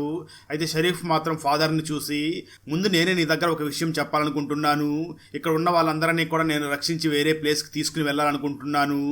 అది ఎలా అంటే ఒక వెహికల్లో అందరినీ కూడా ఎక్కించి ఇక్కడి నుంచి తీసుకుని వెళుతూ రాత్రి సమయంలో టెంట్ వేసి అక్కడ నా దగ్గర ఈ టైల్స్ మ్యాన్ రాయి ఉంది కదా దాన్ని అక్కడ కట్టి అందరినీ కూడా కాపాడి ఆ తర్వాత రోజు మార్నింగ్ అందరినీ కూడా ఇక్కడి నుంచి వేరే ప్రాంతానికి తీసుకుని వెళ్ళాలనుకుంటున్నాను. సరే ఇప్పుడు నువ్వేం చెప్పాలనుకుంటున్నావో చెప్పు అని అంటాడు. దానికి ఆ ఫాదర్ వెంటనే షరీఫ్ ని చూసి ఆ ఫాదర్ దగ్గర ఉన్నటువంటి రక్తం మరకలంటి ఉన్నటువంటి షర్ట్ ని అలాగే బ్యాగ్ ని కూడా చూపించి ఈ బ్యాగ్ ని నేను మొట్టమొదటిసారిగా ఇక్కడికి వచ్చినప్పుడు ఒక గొయ్యిని తవ్వి అందులో పాతి పెట్టేశాను. చిన్నపిల్లల్ని అత్యాచారం చేస్తున్నటువంటి ఒక అతన్ని కొట్టి చంపేసి అందులో ఇక్కడ పాతి పెట్టేశాను. ఆ విధంగా ఆ పని చేసిన తర్వాతే నేను ఈ టౌన్ లోకి వచ్చి ఇక్కడ చిక్కుకుపోయాను. కానీ సారా ఇదే విషయం ఇప్పుడు నా దగ్గర చెప్తుంది అని ఆ బ్యాగ్ ని చూపిస్తూ ఉంటాడు. దాన్ని చూసినటువంటి షరీఫ్ వెంటనే ఆ ఫాదర్ ని చూసి ఏంటి సారా నీ దగ్గర ఉందా అని అడుగుతూ ఉంటాడు. అవును సార్, సారా నేనే కట్టి బంధించి పెట్టి ఉన్నాను అని చెప్పడంతో షరీఫ్ చాలా కోపంగా తుపాకీని గురిపెడుతూ ఉంటాడు. దాంతో చర్చి ఫాదర్ వెంటనే షరీఫ్ ని చూసి సార్ నేను చెప్పేది ఒకసారి వినండి. నేను ఈ పని చేసినట్లుగా ఎవరికీ తెలియదు. నేను వచ్చిన తర్వాత ఎప్పటికో ఈ సారా ఈ ప్రాంతానికి వచ్చింది. కానీ సారా ఇవన్నీ కూడా ఎలా చెప్పగలుగుతుంది అంటే సారాతో నిజంగానే ఎవరో మాట్లాడుతున్నారు. బహుశా ఆ దెయ్యాలే తనతో మాట్లాడుతున్నట్లుగా ఉన్నారు. మనం సారాని ఉపయోగించుకుని అడవులోకి వెళదాం. సారా సహాయం తీసుకుని మనం అందరం కూడా బయటపడదామని అక్కడ ఫాదర్ షరీఫ్ దగ్గర చెప్తూ ఉంటాడు. అదే సమయంలో ఆశ్రమంలో పార్టీ జరుగుతూ ఉండగా అక్కడ అందరూ కూడా ఎంజాయ్ చేస్తూ ఉంటారు. కానీ ఒక యువకుడు మాత్రం ఆ పార్టీని ఎంజాయ్ చేయకుండా తన రూమ్ లోకి వెళ్లి అక్కడ కిటికీ దగ్గర చూస్తూ ఉంటాడు. అంటే తనకు కనిపిస్తున్నటువంటి అందమైన అమ్మాయి వస్తుందా లేదా అని వెయిట్ చేస్తూ ఉండగా ఇంతలో కొద్దిసేపటికి అక్కడికి అందమైన అమ్మాయి వస్తుంది. తను ఆ అబ్బాయిని చూసి మాట్లాడుతూ నువ్వు ఎప్పుడు కూడా నన్ను ఇలానే చూస్తూ ఉంటావు, కానీ ఎప్పుడు నన్ను లోపలికి రానివ్వు. ఒకసారైనా నన్ను కిటికీ తీసి లోపలికి పిలువు అని చాలా రొమాంటిక్ గా మాట్లాడుతూ ఉంటుంది. దాంతో తను వెంటనే కిటికీని ఓపెన్ చేయగా లోపలికి వచ్చినటువంటి ఆ అమ్మాయి సడన్ గా దెయ్యం లాగా మారి అతన్ని చంపేసి ఆ తర్వాత ఆశ్రమంలో ఉన్న వాళ్ళందరినీ కూడా చంపడానికి ప్రయత్నం చేస్తూ ఉంటుంది.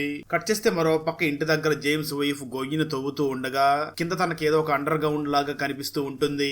మరో పక్క జేడి ఆ సింబల్ గుర్తున్నటువంటి బుక్ ను చూస్తూ ఉంటాడు. అయితే ఆ బుక్ మధ్యలో 2 పేపర్లు అంటుకుని పోయి ఉంటాయి. ఆ పేపర్స్ ని ఓపెన్ చేయగా అందులో ఒక ఫోటో ఉంటుంది. ఆ ఫోటోలో ఒక బాబు లంచ్ బాక్స్ ని తీసుకుని వెళుతున్నట్లుగా ఉంటుంది. ట్విస్ట్ ఏమిటి అంటే ఆ అబ్బాయి మరెవరో కాదు, విక్టర్ అయి ఉంటాడు. కట్ చేస్తే మరో పక్క ఆశ్రమంలో ఆ జూలీ విక్టర్ దగ్గరికి వచ్చి నువ్వు ఒకరోజు మా తమ్ముడిని తీసుకుని వెళ్ళావు కదా, ఎక్కడికి తీసుకుని వెళ్ళావు అని అడుగుతూ ఉంటుంది. అయినప్పటికీ విక్టర్ ఏమీ సమాధానం చెప్పకుండా మౌనంగా ఉంటాడు. మరో పక్క ఆశ్రమంలోకి వచ్చినటువంటి ఆ దెయ్యం అక్కడున్న వాళ్ళందరినీ కూడా చంపుకుంటూ వస్తూ ఉంటుంది. అది గమనించినటువంటి విక్టర్ ఆ రూమ్ అద్దాలని పగలగొట్టి తనతో పాటు జూలీని కూడా తీసుకుని అడవులోకి పారిపోతూ ఉంటాడు. అలా పారిపోతున్న వీళ్ళకి ఆ వైట్ డ్రెస్ వేసుకున్నటువంటి అబ్బాయి వీళ్ళకి దారి చూపిస్తూ ఉంటాడు. మరో పక్క అదే ఆశ్రమంలో ఉన్నటువంటి ఫాతిమా మరియు షరీఫ్ వాళ్ళ కొడుకు ఇద్దరు కూడా వాళ్ళిద్దరూ తప్పించుకుని ఒక గదిలోకి వెళ్లిపోయి అక్కడ దాక్కుని ఉంటారు. వాళ్ళ దగ్గర ఆ టైల్స్ మ్యాన్ రాయి ఉండడంతో కొంచెం సేఫ్ గా ఉంటారు. మరోపక్క అడవిలో పరిగెడుతున్నటువంటి విక్టర్ ఒక తొర్ర ఉన్నటువంటి చెట్టు దగ్గరికి వచ్చి ఆ తొర్రలోకి జూలీని వేసేయడంతో ఆ జూలీ ఒక బంకర్ లాంటి ప్లేస్ కి వెళ్లిపోతుంది. అదే సమయంలో చర్చి దగ్గర షరీఫ్ మరియు చర్చి ఫాదర్ ఇద్దరు కూడా మాట్లాడుకుంటూ ఉంటారు. ఆ సమయంలో ఆశ్రమం నుంచి తప్పించుకున్న కొంతమంది చర్చి దగ్గరికి పరిగెడుతూ ఉంటారు. వాళ్ళు పరిగెట్టుకుంటూ చర్చి దగ్గరికి వచ్చి మమ్మల్ని రక్షించండి అని అడుగుతూ ఉంటారు. దాంతో కొంతమంది వెంటనే వాళ్ళని లోపలికి వేసే ప్రయత్నం చేస్తూ ఉంటారు. ఇదే సమయంలో వాళ్ళ వెనకాల దెయ్యం అక్కడికి వచ్చి చాలా కోపంగా చర్చి ఫాదర్ ని ఒక దెబ్బ కొడుతుంది. ఉంటుంది. దాంతో చర్చి ఫాదర్ ఆల్మోస్ట్ చనిపోయే స్థితిలో ఉండగా షరీఫ్ వెంటనే తనని లోపలికి లాగేస్తాడు. కానీ అప్పటికే బలమైన దెబ్బ తగిలి ఉండడంతో చర్చి ఫాదర్ అక్కడికక్కడే చనిపోతాడు. ఆ తర్వాత షరీఫ్ ఇక్కడి నుంచి ఎలాగైనా బయటికి వెళ్ళిపోవాలని సారాను తీసుకుని అక్కడి నుంచి వెళ్ళబోతూ ఒకసారి తన కొడుకుతో మాట్లాడాలని అనిపిస్తుంది. దాంతో షరీఫ్ వెంటనే సారాన్ని అడవిలోకి తీసుకుని వెళ్ళిపోయి అక్కడ ఒక పాత టెంట్లో తనని ఉంచి నువ్వు ఇక్కడే ఉండు, నేను వచ్చే వరకు నువ్వు ఇక్కడే ఉండు అని చెప్పి తను వెంటనే అక్కడి నుంచి బయటికి వెళ్ళిపోతాడు. మరోపక్క అదే సమయంలో జేమ్స్ ఇంటి దగ్గరికి జూలీ వచ్చి మాట్లాడుతూ ఉంటుంది. వాళ్ళ ఫ్యామిలీ మెంబర్స్ జూలీని చూసి నువ్వు ఆశ్రమం నుంచి ఇక్కడికి ఎలా రాగలిగావు అని అడుగుతూ ఉంటారు. దానికి ఆ జూలీ సమాధానం చెప్తూ నన్ను విక్టర్ అడవిలో ఉన్నటువంటి ఒక చెట్టు దగ్గరికి తీసుకుని వెళ్లి ఆ చెట్టు త్వరలో వేసేశాడు. అక్కడి నుంచి నేను ఒక బంకర్ లాంటి ప్లేస్ లోకి వెళ్లిపోయాను. అక్కడి నుంచి డైరెక్ట్ గా నేను ఇక్కడికి వచ్చాను అని చెప్తూ ఉంటుంది. ఆ మాటలు విన్నటువంటి చేతన్ ఓహో ఆ చెట్టుని విక్టరే నాకు చూపించాడు, దానిలో ఒక రాయేస్తే మరొక ప్లేస్ నుంచి బయటకు వస్తుంది అని అంటూ ఉంటాడు. సరిగ్గా అదే సమయంలో జేమ్స్ వాళ్ళ ఇంటి దగ్గరికి జేడీ వచ్చి ఒక ఫోటో గురించి మాట్లాడాలి అని అంటూ ఉంటాడు. అక్కడ జూలీ ఉండడం చూసినటువంటి జేడీ ఇక్కడ జూలీ ఎలా వచ్చింది అని అడుగుతూ ఉంటాడు. అయితే ఆ జూలీ మాత్రం భయపడుతూ ఏమీ సమాధానం చెప్పకుండా ఉంటుంది. జేమ్స్ వెంటనే జేడీని చూసి ఇప్పుడు జూలీ మాట్లాడలేని పరిస్థితుల్లో ఉంది, ఫోటో సంగతి పక్కన పెట్టు, నువ్వు ఇక్కడి నుంచి వెళ్ళిపోయిన తర్వాత సిగ్నల్ చాలా వీక్ గా వచ్చింది, మనం ఆ ట్రాన్స్మిటర్ ని ఇంకా ఎత్తైన ప్రదేశంలో పెడితే మనకు పూర్తి సిగ్నల్ వస్తుంది, నువ్వు ఆ పనిలో ఉండు అని అంటూ ఉంటాడు. దాంతో జేడీ వెంటనే ఆ ఫోటోని అక్కడే పడేసి సిగ్నల్ వేటలో బయటకు బయలుదేరి వెళ్తూ ఉంటాడు. ఆ తర్వాత జేడీ మరియు జేమ్స్ ఇద్దరు కూడా డోరా దగ్గరికి వెళ్లి మేము ఈ ట్రాన్స్మిటర్ ని మీ ఆశ్రమం మీద పెట్టాలనుకుంటున్నాం, అప్పుడే మాకు పూర్తి సిగ్నల్స్ వస్తాయి, అందుకు మీరు మాకు పర్మిషన్ ఇవ్వండి అని అడుగుతూ ఉంటారు. డోరా వాళ్ళని చూసి మీకు ఇష్టం వచ్చింది మీరు చేసుకోండి, ఎందుకంటే నిన్న జరిగినటువంటి ఆ సంఘటనల వల్ల ఎవరో కూడా ఇక్కడ ఉండడం లేదు, అందరూ టౌన్ లోకి వెళ్లిపోతున్నారు అని చాలా బాధగా మాట్లాడుతూ ఉంటుంది. మరోపక్క ఆశ్రమం దగ్గరికి ఆ షరీఫ్ వచ్చి తన కొడుకుతో మాట్లాడే ప్రయత్నం చేస్తూ నేను ఒక పని మీద అడవిలోకి వెళుతున్నాను, నువ్వు నాతో ఏమైనా మాట్లాడాలనుకుంటున్నావా అని అంటూ ఉంటాడు. అయినప్పటికీ షరీఫ్ కొడుకు ఏమీ మాట్లాడకుండా సైలెంట్ గా ఉండడంతో షరీఫ్ వెంటనే అక్కడి నుంచి తిరిగి వెళ్లిపోతూ ఉంటాడు. ఆ సమయంలో లోపల ఉన్నటువంటి ఫాతిమా షరీఫ్ కొడుకును చూసి మాట్లాడుతూ నువ్వు సరిగ్గా ఆలోచించి చూడు, జరిగిన దానిలో మీ నాన్న తప్పేమీ లేదు అని అంటూ ఉంటుంది. ఆ మాటలు విన్నటువంటి షరీఫ్ కొడుకు వెంటనే అసలు ఆ రోజు ఏం జరిగిందో మళ్ళీ ఆలోచించడం మొదలు పెడతాడు. ఇక్కడ మనకు గతంలో ఏం జరిగింది అన్నది చూపించడం జరుగుతుంది. నిజానికి ఒక రోజు షరీఫ్ తన భార్య మరియు తన కొడుకుతో రోడ్డు మీద ట్రిప్ కి వెళుతూ ఉండగా రోడ్డు అడ్డంగా ఒక చెట్టు పడిపోయి ఉంటుంది. అలాగే చెట్టు మీద కాకులు వచ్చి వాలి ఉంటాయి. దాంతో వాళ్ళు ఇప్పుడు ఏం చేయాలని ఆలోచిస్తూ ఉండగా ఇంతలో అక్కడికి చర్చి ఫాదర్ వచ్చి మాట్లాడుతూ మీరు ఇక్కడ ఉండడం అంత మంచిది కాదు, నాతో పాటు రండి తీసుకుని వెళ్తాను అని వాళ్ళందరినీ కూడా ఒక అండర్ గ్రౌండ్ లోకి తీసుకుని వెళ్లి అక్కడ భద్రపరుస్తాడు. ఎందుకంటే ఆ సమయంలో వీళ్ళ దగ్గర ఆ టైల్స్ మ్యాన్ యొక్క పరికరం లేదు కదా, అందుకే వీళ్ళని చాలా జాగ్రత్తగా ఉంచడం కోసం ఒక అండర్ గ్రౌండ్ లోకి తీసుకుని వెళ్లి దాచిపెడతాడు. అక్కడ మరి కొంతమంది కూడా తలదాచుకుంటూ ఉంటారు. కట్ చేస్తే ఆ తర్వాత రోజు మార్నింగ్ అందరూ కూడా అండర్ గ్రౌండ్ లో నుంచి బయటకు వచ్చి తిరుగుతూ ఉంటారు. నిజానికి అక్కడ తిరుగుతున్న వాళ్ళందరినీ కూడా దెయ్యాలు చంపేసి ఉంటాయి. ఈ విషయాలను తెలుసుకున్నటువంటి షరీఫ్ చాలా బాధపడుతూ ఉంటాడు. అయితే అక్కడున్న వాళ్ళందరూ కూడా ప్రజలు ఏమాత్రం నియమాలను పాటించకుండా విచ్చలవిడిగా తిరుగుతూ ఉండడంతో షరీఫ్ ఒక అడుగు ముందుకు వేసి తనే వాళ్ళందరికీ కూడా రూల్స్ అండ్ రెగ్యులేషన్స్ ని చెప్తూ ఉంటాడు. ఆ సమయంలోనే తను అక్కడ ఒక పోలీస్ ఆఫీసర్ గా మారిపోయి ఉంటాడు. అప్పటి నుంచి అతను మధ్యాహ్నం సమయంలో అడవులోకి వెళ్లి అక్కడి నుంచి వెళ్లిపోవడానికి ఏదైనా మార్గం దొరుకుతుందేమో అని వెతుకుతూ ఉంటాడు. అలా ఒక రోజు తను అడవులోకి వెళ్లి వెతుకుతూ ఉండగా అక్కడ తనకు కుక్క కనబడుతూ ఉంటుంది. ఆ కుక్కను ఫాలో చేసుకుంటూ వెళుతూ ఉండగా తను సడన్ గా దారి తప్పిపోయి అక్కడక్కడే తిరుగుతూ ఉంటాడు. అదే సమయంలో రాత్రి అయిపోతూ ఉంటుంది. దాంతో షరీఫ్ ఇప్పుడు దెయ్యాలు ఖచ్చితంగా నన్ను చంపేస్తాయేమో అని చాలా భయపడుతూ ముందుకు వెళుతూ ఉండగా సడన్ గా షరీఫ్ అక్కడ ఉన్నటువంటి ఒక గుహలో పడిపోతాడు. నిజానికి ఆ గుహలోకి దెయ్యాలు అస్సలు రాకుండా ఉంటాయి. దాంతో షరీఫ్ ఎందుకు ఇక్కడికి దెయ్యాలు రావడం లేదని ఆలోచిస్తూ ఉండగా ఆ గుహ మొత్తం కూడా ఈ టైల్స్ మ్యాన్ రాళ్లే ఉంటాయి, వాటి మీద విచిత్రమైన గుర్తులు కూడా ఉంటాయి, అందువల్ల దెయ్యాలు ఇక్కడ రావడం లేదు అని అనుకుంటూ ఉంటాడు. ఆ తర్వాత షరీఫ్ ఆ రాళ్ళను తీసుకుని టౌన్ దగ్గరికి వెళుతూ ఉండగా ఇంతలో తన భార్య ఒక గన్ను తీసుకుని అక్కడ ఉన్న వాళ్ళందరినీ కూడా చంపేస్తూ ఉంటుంది. దాంతో తన వెంటనే తన వైఫ్ దగ్గరికి వెళ్లి గన్ను తీసుకుని ఎందుకు ఈ విధంగా చేస్తున్నావు, వాళ్ళని ఎందుకు చంపుతున్నావు అని అడుగుతూ ఉంటాడు. దానికి షరీఫ్ వాళ్ళ వైఫ్ మాట్లాడుతూ వీళ్ళందరినీ కూడా కళ్ళ నుంచి లేపుతున్నాను, వీళ్ళు పెద్ద పెద్ద కళ్ళ కంటున్నారు, అందుకే వీళ్ళందరినీ కూడా కళ్ళ నుంచి బయటికి లేపుతున్నాను అని చెప్తూ అదే సమయంలో అక్కడ వచ్చినటువంటి షరీఫ్ కొడుకును కూడా షూట్ చేయబోతూ ఉంటుంది. దాంతో షరీఫ్ తన కొడుకును కాపాడుకోవడానికి మరొక దారి లేక వెంటనే తన వైఫ్ ని షూట్ చేసి చంపేస్తాడు. అదే సమయంలో షరీఫ్ కొడుకు అక్కడికి వచ్చి నా ఫాదరే నా మదర్ ని చంపేశాడు అని తన ఫాదర్ మీద కోపాన్ని పెంచుకుంటూ ఉంటాడు. ప్రజెంట్ ఈ విషయాలన్నీ తెలుసుకున్నటువంటి షరీఫ్ కొడుకు వెంటనే నా ఫాదర్ నా కోసమే మా మదర్ ని చంపేశాడు అని అర్థం చేసుకుంటాడు. వెంటనే పరిగెట్టుకుంటూ వెళ్లి షరీఫ్ ని హగ్ చేసుకుని నన్ను క్షమించు, నేను నిన్ను తప్పుగా అర్థం చేసుకున్నాను అని అంటూ ఉంటాడు. సరిగ్గా అదే సమయంలో సారా టెంట్ లోపల నుంచి బయటికి రావడంతో తనను చూసినటువంటి షరీఫ్ కొడుకు వెంటనే ఆ అమ్మాయిని చూసేసి నాన్న ఆ అమ్మాయి ఇక్కడే ఉంది అని అంటూ ఉంటాడు. షరీఫ్ వెంటనే తన కొడుకుని చూసి ఆ అమ్మాయి ఇక్కడ ఉన్నట్లుగా నువ్వు ఎవరి దగ్గర చెప్పొద్దు, ఇప్పుడు ఆ అమ్మాయి సహాయంతోనే మనం అందరం కూడా బయటికి వెళ్ళబోతున్నాం, నువ్వు ఆ అమ్మాయి ఇక్కడ ఉన్న విషయం ఎవరికి చెప్పొద్దు అని తన కొడుకుని అక్కడి నుంచి పంపించేస్తాడు. ఆ వెంటనే షరీఫ్ సారాన్ని తీసుకుని అడవి లోపలికి బయలుదేరి వెళుతూ ఉంటాడు. మరోపక్క ఆశ్రమం బాగా చెడిపోయి ఉండడంతో టౌన్ నుంచి కొంతమందిని తీసుకుని వచ్చి ఆ ఆశ్రమాన్ని మొత్తం కూడా రెడీ చేస్తూ ఉంటారు. అదే సమయంలో జేమ్స్ మరియు జేడీ కూడా వాళ్ళు ట్రాన్స్మిటర్ ని ఆశ్రమం మీద పెట్టి ఏర్పాట్లు కూడా చేస్తూ ఉంటారు. మరోపక్క షరీఫ్ మరియు సారా ఇద్దరు కూడా అడవిలో వెళ్తూ ఉన్న సమయంలో షరీఫ్ ఆ సారాని చూసి మాట్లాడుతూ ఎందుకు నువ్వు ఆ విధంగా చేశావు అని అడుగుతూ ఉంటాడు.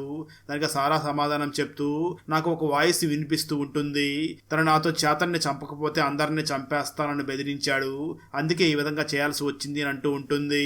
అలా వాళ్ళిద్దరు వెళుతూ ఉండగా అక్కడ ఒక చెట్టు మీద చాలా మద్యం బాటిల్ పెట్టేసి ఉంటారు.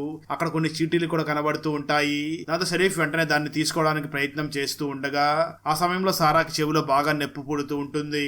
మరోపక్క టౌన్ లో ఉన్నటువంటి జేమ్స్ మరియు జేడీ ఇద్దరు కూడా ఆశ్రమం మీద ట్రాన్స్మిటర్ ని సెట్ చేసి అక్కడ బ్యాటరీలు అన్ని కూడా బిగిస్తూ ఉంటారు. కానీ ఒక్క బ్యాటరీలో కూడా ఛార్జింగ్ లేకుండా ఉంటుంది. మరోపక్క ఆశ్రమంలో ఆ విక్టర్ వేసినటువంటి డ్రాయింగ్స్ అన్నిటిని చూస్తూ ఉండగా అది ఒక స్టోరీ లాగా అనిపిస్తూ ఉంటుంది. అందులో చాలా మంది మనుషులు చనిపోతున్నట్లుగా కూడా అక్కడ బొమ్మలు డ్రా చేసి ఉంటాడు. వాటన్నిటిని చూస్తున్నటువంటి జేమ్స్ వైఫ్ వెంటనే తన పిల్లల్ని చూసి మీరు వాటిని చూసి భయపడవద్దు, వాటిని చూడొద్దు అని అంటూ ఉంటుంది. మరోపక్క చీకటి పడుతూ ఉండడంతో షరీఫ్ లేకపోవడంతో షరీఫ్ బాధ్యతలని తన అసిస్టెంట్ అయినటువంటి కెన్నీ తీసుకుని గంట కొట్టుకుంటూ వెళుతూ అందరూ కూడా లోపలికి వెళ్లి కిటికీలు డోర్లు కూడా క్లోజ్ చేసుకోండి అని చెప్పి స్టేషన్ కి వెళ్లిపోతూ ఉంటాడు. కట్ చేస్తే మరోపక్క అడవిలో ప్రయాణిస్తున్నటువంటి షరీఫ్ వెంటనే ఒక టెంట్ ని వేసి సారాని కూడా అక్కడికి తీసుకుని వెళ్లి ఆ టెంట్ బయట మరియు లోపల కూడా ఆ టైల్స్ మ్యాన్ రాళ్ళన్నింటినీ కూడా వేలాడదీసి పెట్టుకుని ఉండి ఉంటాడు. అప్పుడే సారా షరీఫ్ ని చూసి నువ్వు అక్కడ ఉన్నటువంటి బాటిల్స్ లో నుంచి ఒక మెసేజ్ ని ఉన్నటువంటి పేపర్ ని ఏదో తీసావు కదా, అందులో ఏముంది అడుగుతుంది. దానికి షరీఫ్ మాట్లాడుతూ అందులో ఏమీ లేదు, కేవలం 1896 అన్న సంవత్సరం పేరు మాత్రమే రాసి ఉంది అని అంటూ ఉంటాడు. అప్పుడు షరీఫ్ వెంటనే సారాని చూసి అది సరే, నేను ఆ మెసేజ్ ని చూస్తున్న సమయంలో నీకు చెవిలో నొప్పి పుట్టింది కదా, ఆ సమయంలో ఏం జరిగింది అని అడుగుతాడు. అప్పుడు సారా మాట్లాడుతూ అప్పుడు నాకు ఒక వాయిస్ వినిపించింది, ఆ వాయిస్ లో ఒక లేడీ మాట్లాడుతూ నేను మిమ్మల్ని అడవిలోకి రానివ్వకుండా ఉండాల్సింది, ఆ దెయ్యాల కంటే డేంజర్ అయినవి ఇక్కడ చాలా ఉన్నాయి, మీరు వెంటనే ఇక్కడి నుంచి వెళ్ళిపోండి, మీరు ఈ విషయాన్ని మిషన్ ఫిషర్ లవ్ దగ్గర చెప్పండి అని నా దగ్గర చెప్పింది అని సారా అంటూ ఉంటుంది. ఆ మాటలు విన్నటువంటి షరీఫ్ ఒక్కసారిగా ఆశ్చర్యపడుతూ ఉంటాడు. ఎందుకంటే షరీఫ్ భార్య మాత్రమే షరీఫ్ ని చాలా ప్రేమగా మిషన్ ఫిషర్ లవ్ అని పిలుస్తూ ఉండి ఉంటుంది. ఆ విషయం మొత్తం విన్నటువంటి షరీఫ్ అంటే నా భార్యనే ఇక్కడి నుంచి ఇంటికి వెళ్లిపోమని మనకు వార్నింగ్ ఇస్తున్నట్లుగా ఉంది అని అర్థం చేసుకుంటూ ఉంటాడు. సరిగ్గా అదే సమయంలో ఆ టెంట్ బయట చాలా విచిత్రమైన శబ్దాలు వినిపిస్తూ ఆ టెంట్ ని అటు ఇటు ఊపుతూ ఎవరో ఎత్తడానికి ప్రయత్నం చేస్తున్నట్లుగా అనిపిస్తూ ఉంటుంది. కానీ ఎవరు ఇదంతా చేస్తున్నారో మాత్రం లోపల ఉన్న వాళ్ళకి అర్థం కాకుండా ఉండగా సడన్ గా ఆ టెంట్ మీద ఒక లైట్ వచ్చి పడుతుంది. కానీ ఆ లైట్ ఎక్కడి నుంచి వచ్చింది అన్న విషయం కూడా లోపల ఉన్నటువంటి షరీఫ్ మరియు ఆ సారాకి అర్థం కాకుండా ఉంటుంది. మరోపక్క ఆశ్రమం మీద ఒక టవర్ లాంటిది కట్టి అక్కడ ట్రాన్స్మిటర్ ని సెట్ చేసే ప్రయత్నం చేస్తూ ఉంటారు. కానీ అక్కడ బ్యాటరీస్ లో ఛార్జింగ్ లేకుండా ఉంటుంది. అప్పుడే జేడీకి ఒక ఐడియా వస్తుంది, ఈ టౌన్ కి పవర్ ఎక్కడి నుంచి వస్తుందో తెలియదు కానీ బల్బులు మాత్రం వెలుగుతున్నాయి కదా, ఆ బల్బుల దగ్గర నుంచి వైర్ ద్వారా కనెక్షన్ ఇచ్చి ఈ బ్యాటరీస్ ని ఛార్జింగ్ చెయ్యాలి అని ఆ ప్లాన్ ని అమలుపరిచి బ్యాటరీస్ అన్నిటిని కూడా ఛార్జింగ్ చేస్తాడు. అలా బ్యాటరీస్ ఛార్జింగ్ అవ్వగానే అక్కడ ఉన్నటువంటి ట్రాన్స్మిటర్ కి సిగ్నల్ చాలా స్ట్రాంగ్ గా వస్తుంది. ఆ సిగ్నల్ వచ్చిన వెంటనే జేమ్స్ అందులో మాట్లాడుతూ వాళ్ళ పరిస్థితిని వెంటనే అవతల ఉన్న వాళ్ళకి ఎక్స్ప్లెయిన్ చేసి చెప్తూ మమ్మల్ని ఎలాగైనా ఇక్కడి నుంచి బయటికి వచ్చేలాగా చెయ్యండి అని వేడుకుంటూ ఉంటాడు. అప్పుడే అవతల ఉన్న వ్యక్తి మాట్లాడుతున్నది జేమ్సే కదా అని అంటూ ఉంటాడు. ఆ మాటలు విన్న జేమ్స్ నా పేరు మీకు ఎలా తెలుసు అని చాలా ఆశ్చర్యపోతూ ప్రశ్నిస్తూ ఉంటాడు. ఆ సమయంలో అవతల ఉన్న వాళ్ళు మాట్లాడుతూ నీ భార్య ఆ విధంగా గొయ్యిని తవ్వి ఉండకూడదు అని అంటూ ఉంటారు. ఆ మాటలు విన్నటువంటి జేమ్స్ కి నా భార్య గొయ్యి తవ్వినట్లుగా మీకు ఎలా తెలుసు అని ఆశ్చర్యపడుతూ ప్రశ్నిస్తూ ఉంటాడు. మరోపక్క జేమ్స్ వైఫ్ ఇంటి దగ్గర గొయ్యిని తవ్వుతూ బలంగా తవ్వడంతో తను సడన్ గా అక్కడే ఉన్నటువంటి ఒక బంకర్ లో పడిపోతుంది. అక్కడే విక్టర్ కూడా ఉంటాడు. విక్టర్ ని చూసినటువంటి జేమ్స్ వైఫ్ చాలా కంగారు పడుతూ మీరు ఇక్కడ ఏం చేస్తున్నారు అని అంటూ ఉంటుంది. విక్టర్ వెంటనే జేమ్స్ వైఫ్ ను చూసి ఆ వైట్ డ్రెస్ వేసుకున్నటువంటి అబ్బాయి మీరు కూడా ఇక్కడికి వస్తారని చెప్పాడు. అతను చెప్పినట్లుగానే మీరు ఇక్కడికి వచ్చారు అంటూ ఉంటాడు. దానికి ఆ జేమ్స్ వైఫ్ మాట్లాడుతూ ఇంతకీ మనం ఎక్కడ ఉన్నామని అడుగుతూ ఉండగా దానికి విక్టర్ సమాధానం చెప్తూ మనం దెయ్యాలు నిద్రపోతున్నటువంటి ఆ ప్లేస్ లో ఉన్నాము అని అంటూ ఉంటాడు. మనం తొందరగా ఇక్కడి నుంచి వెళ్ళిపోవాలి అని అక్కడి నుంచి తప్పించుకోవడానికి ప్రయత్నం చేస్తూ ఉంటారు. అదే సమయంలో జేమ్స్ ఇంట్లో ఉన్న వస్తువులన్నీ కూడా జేమ్స్ వైఫ్ తవ్వినటువంటి ఆ గొయ్యి లోపల పడిపోయి ఆ గొయ్యి పూడిపోతూ ఉంటుంది. కట్ చేస్తే కొంతసేపటి తర్వాత జేమ్స్ అక్కడికి తిరిగి రాగా అప్పటికే ఆ గొయ్యి మొత్తం పూడిపోయి ఉంటుంది. దాన్ని చూసినటువంటి జేమ్స్ నా భార్య అందులో పడి చనిపోయిందేమో అని చాలా ఫీల్ అవుతూ ఉంటాడు. కట్ చేస్తే మరో పక్క అడవిలో ఉన్నటువంటి షరీఫ్ మరియు సారా ఇద్దరు కూడా ఆ టెంట్ నుంచి బయటికి రాగా ఆ అడవిలో మొత్తం కూడా దుమ్ము ధూళి పేరుకుపోయి ఉంటుంది. ఎందుకు ఈ విధంగా తయారయ్యింది అనేది వాళ్ళకి ఏమీ అర్థం కాకుండా ఉంటుంది. సారా వెంటనే షరీఫ్ ని చూసి ఆ వాయిస్ చెప్పిన విధంగా మనం ఇక్కడి నుంచి వెళ్ళిపోవడం మంచిదని నాకు అనిపిస్తుంది నా సారా అంటూ ఉంటుంది. షరీఫ్ వెంటనే ఆ సారాని చూసి నీకు వినిపించినటువంటి వాయిస్ మరెవరిదో కాదు నా వైఫ్ ఇదేని అంటూ ఉంటాడు.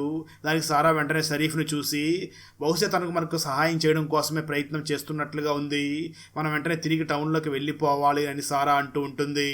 అయితే షరీఫ్ మాత్రం వద్దు, మనం వచ్చిన పని చేసుకుందాం, ఒకవేళ దెయ్యాలని ఆ భార్య వాయిస్తో మాట్లాడి మనల్ని కన్ఫ్యూజ్ చేసి ఉండవచ్చు కదా, అందుకే మన పని మనం చూసుకుందామని అడవి మార్గాన ముందుకు వెళుతూ ఉంటారు.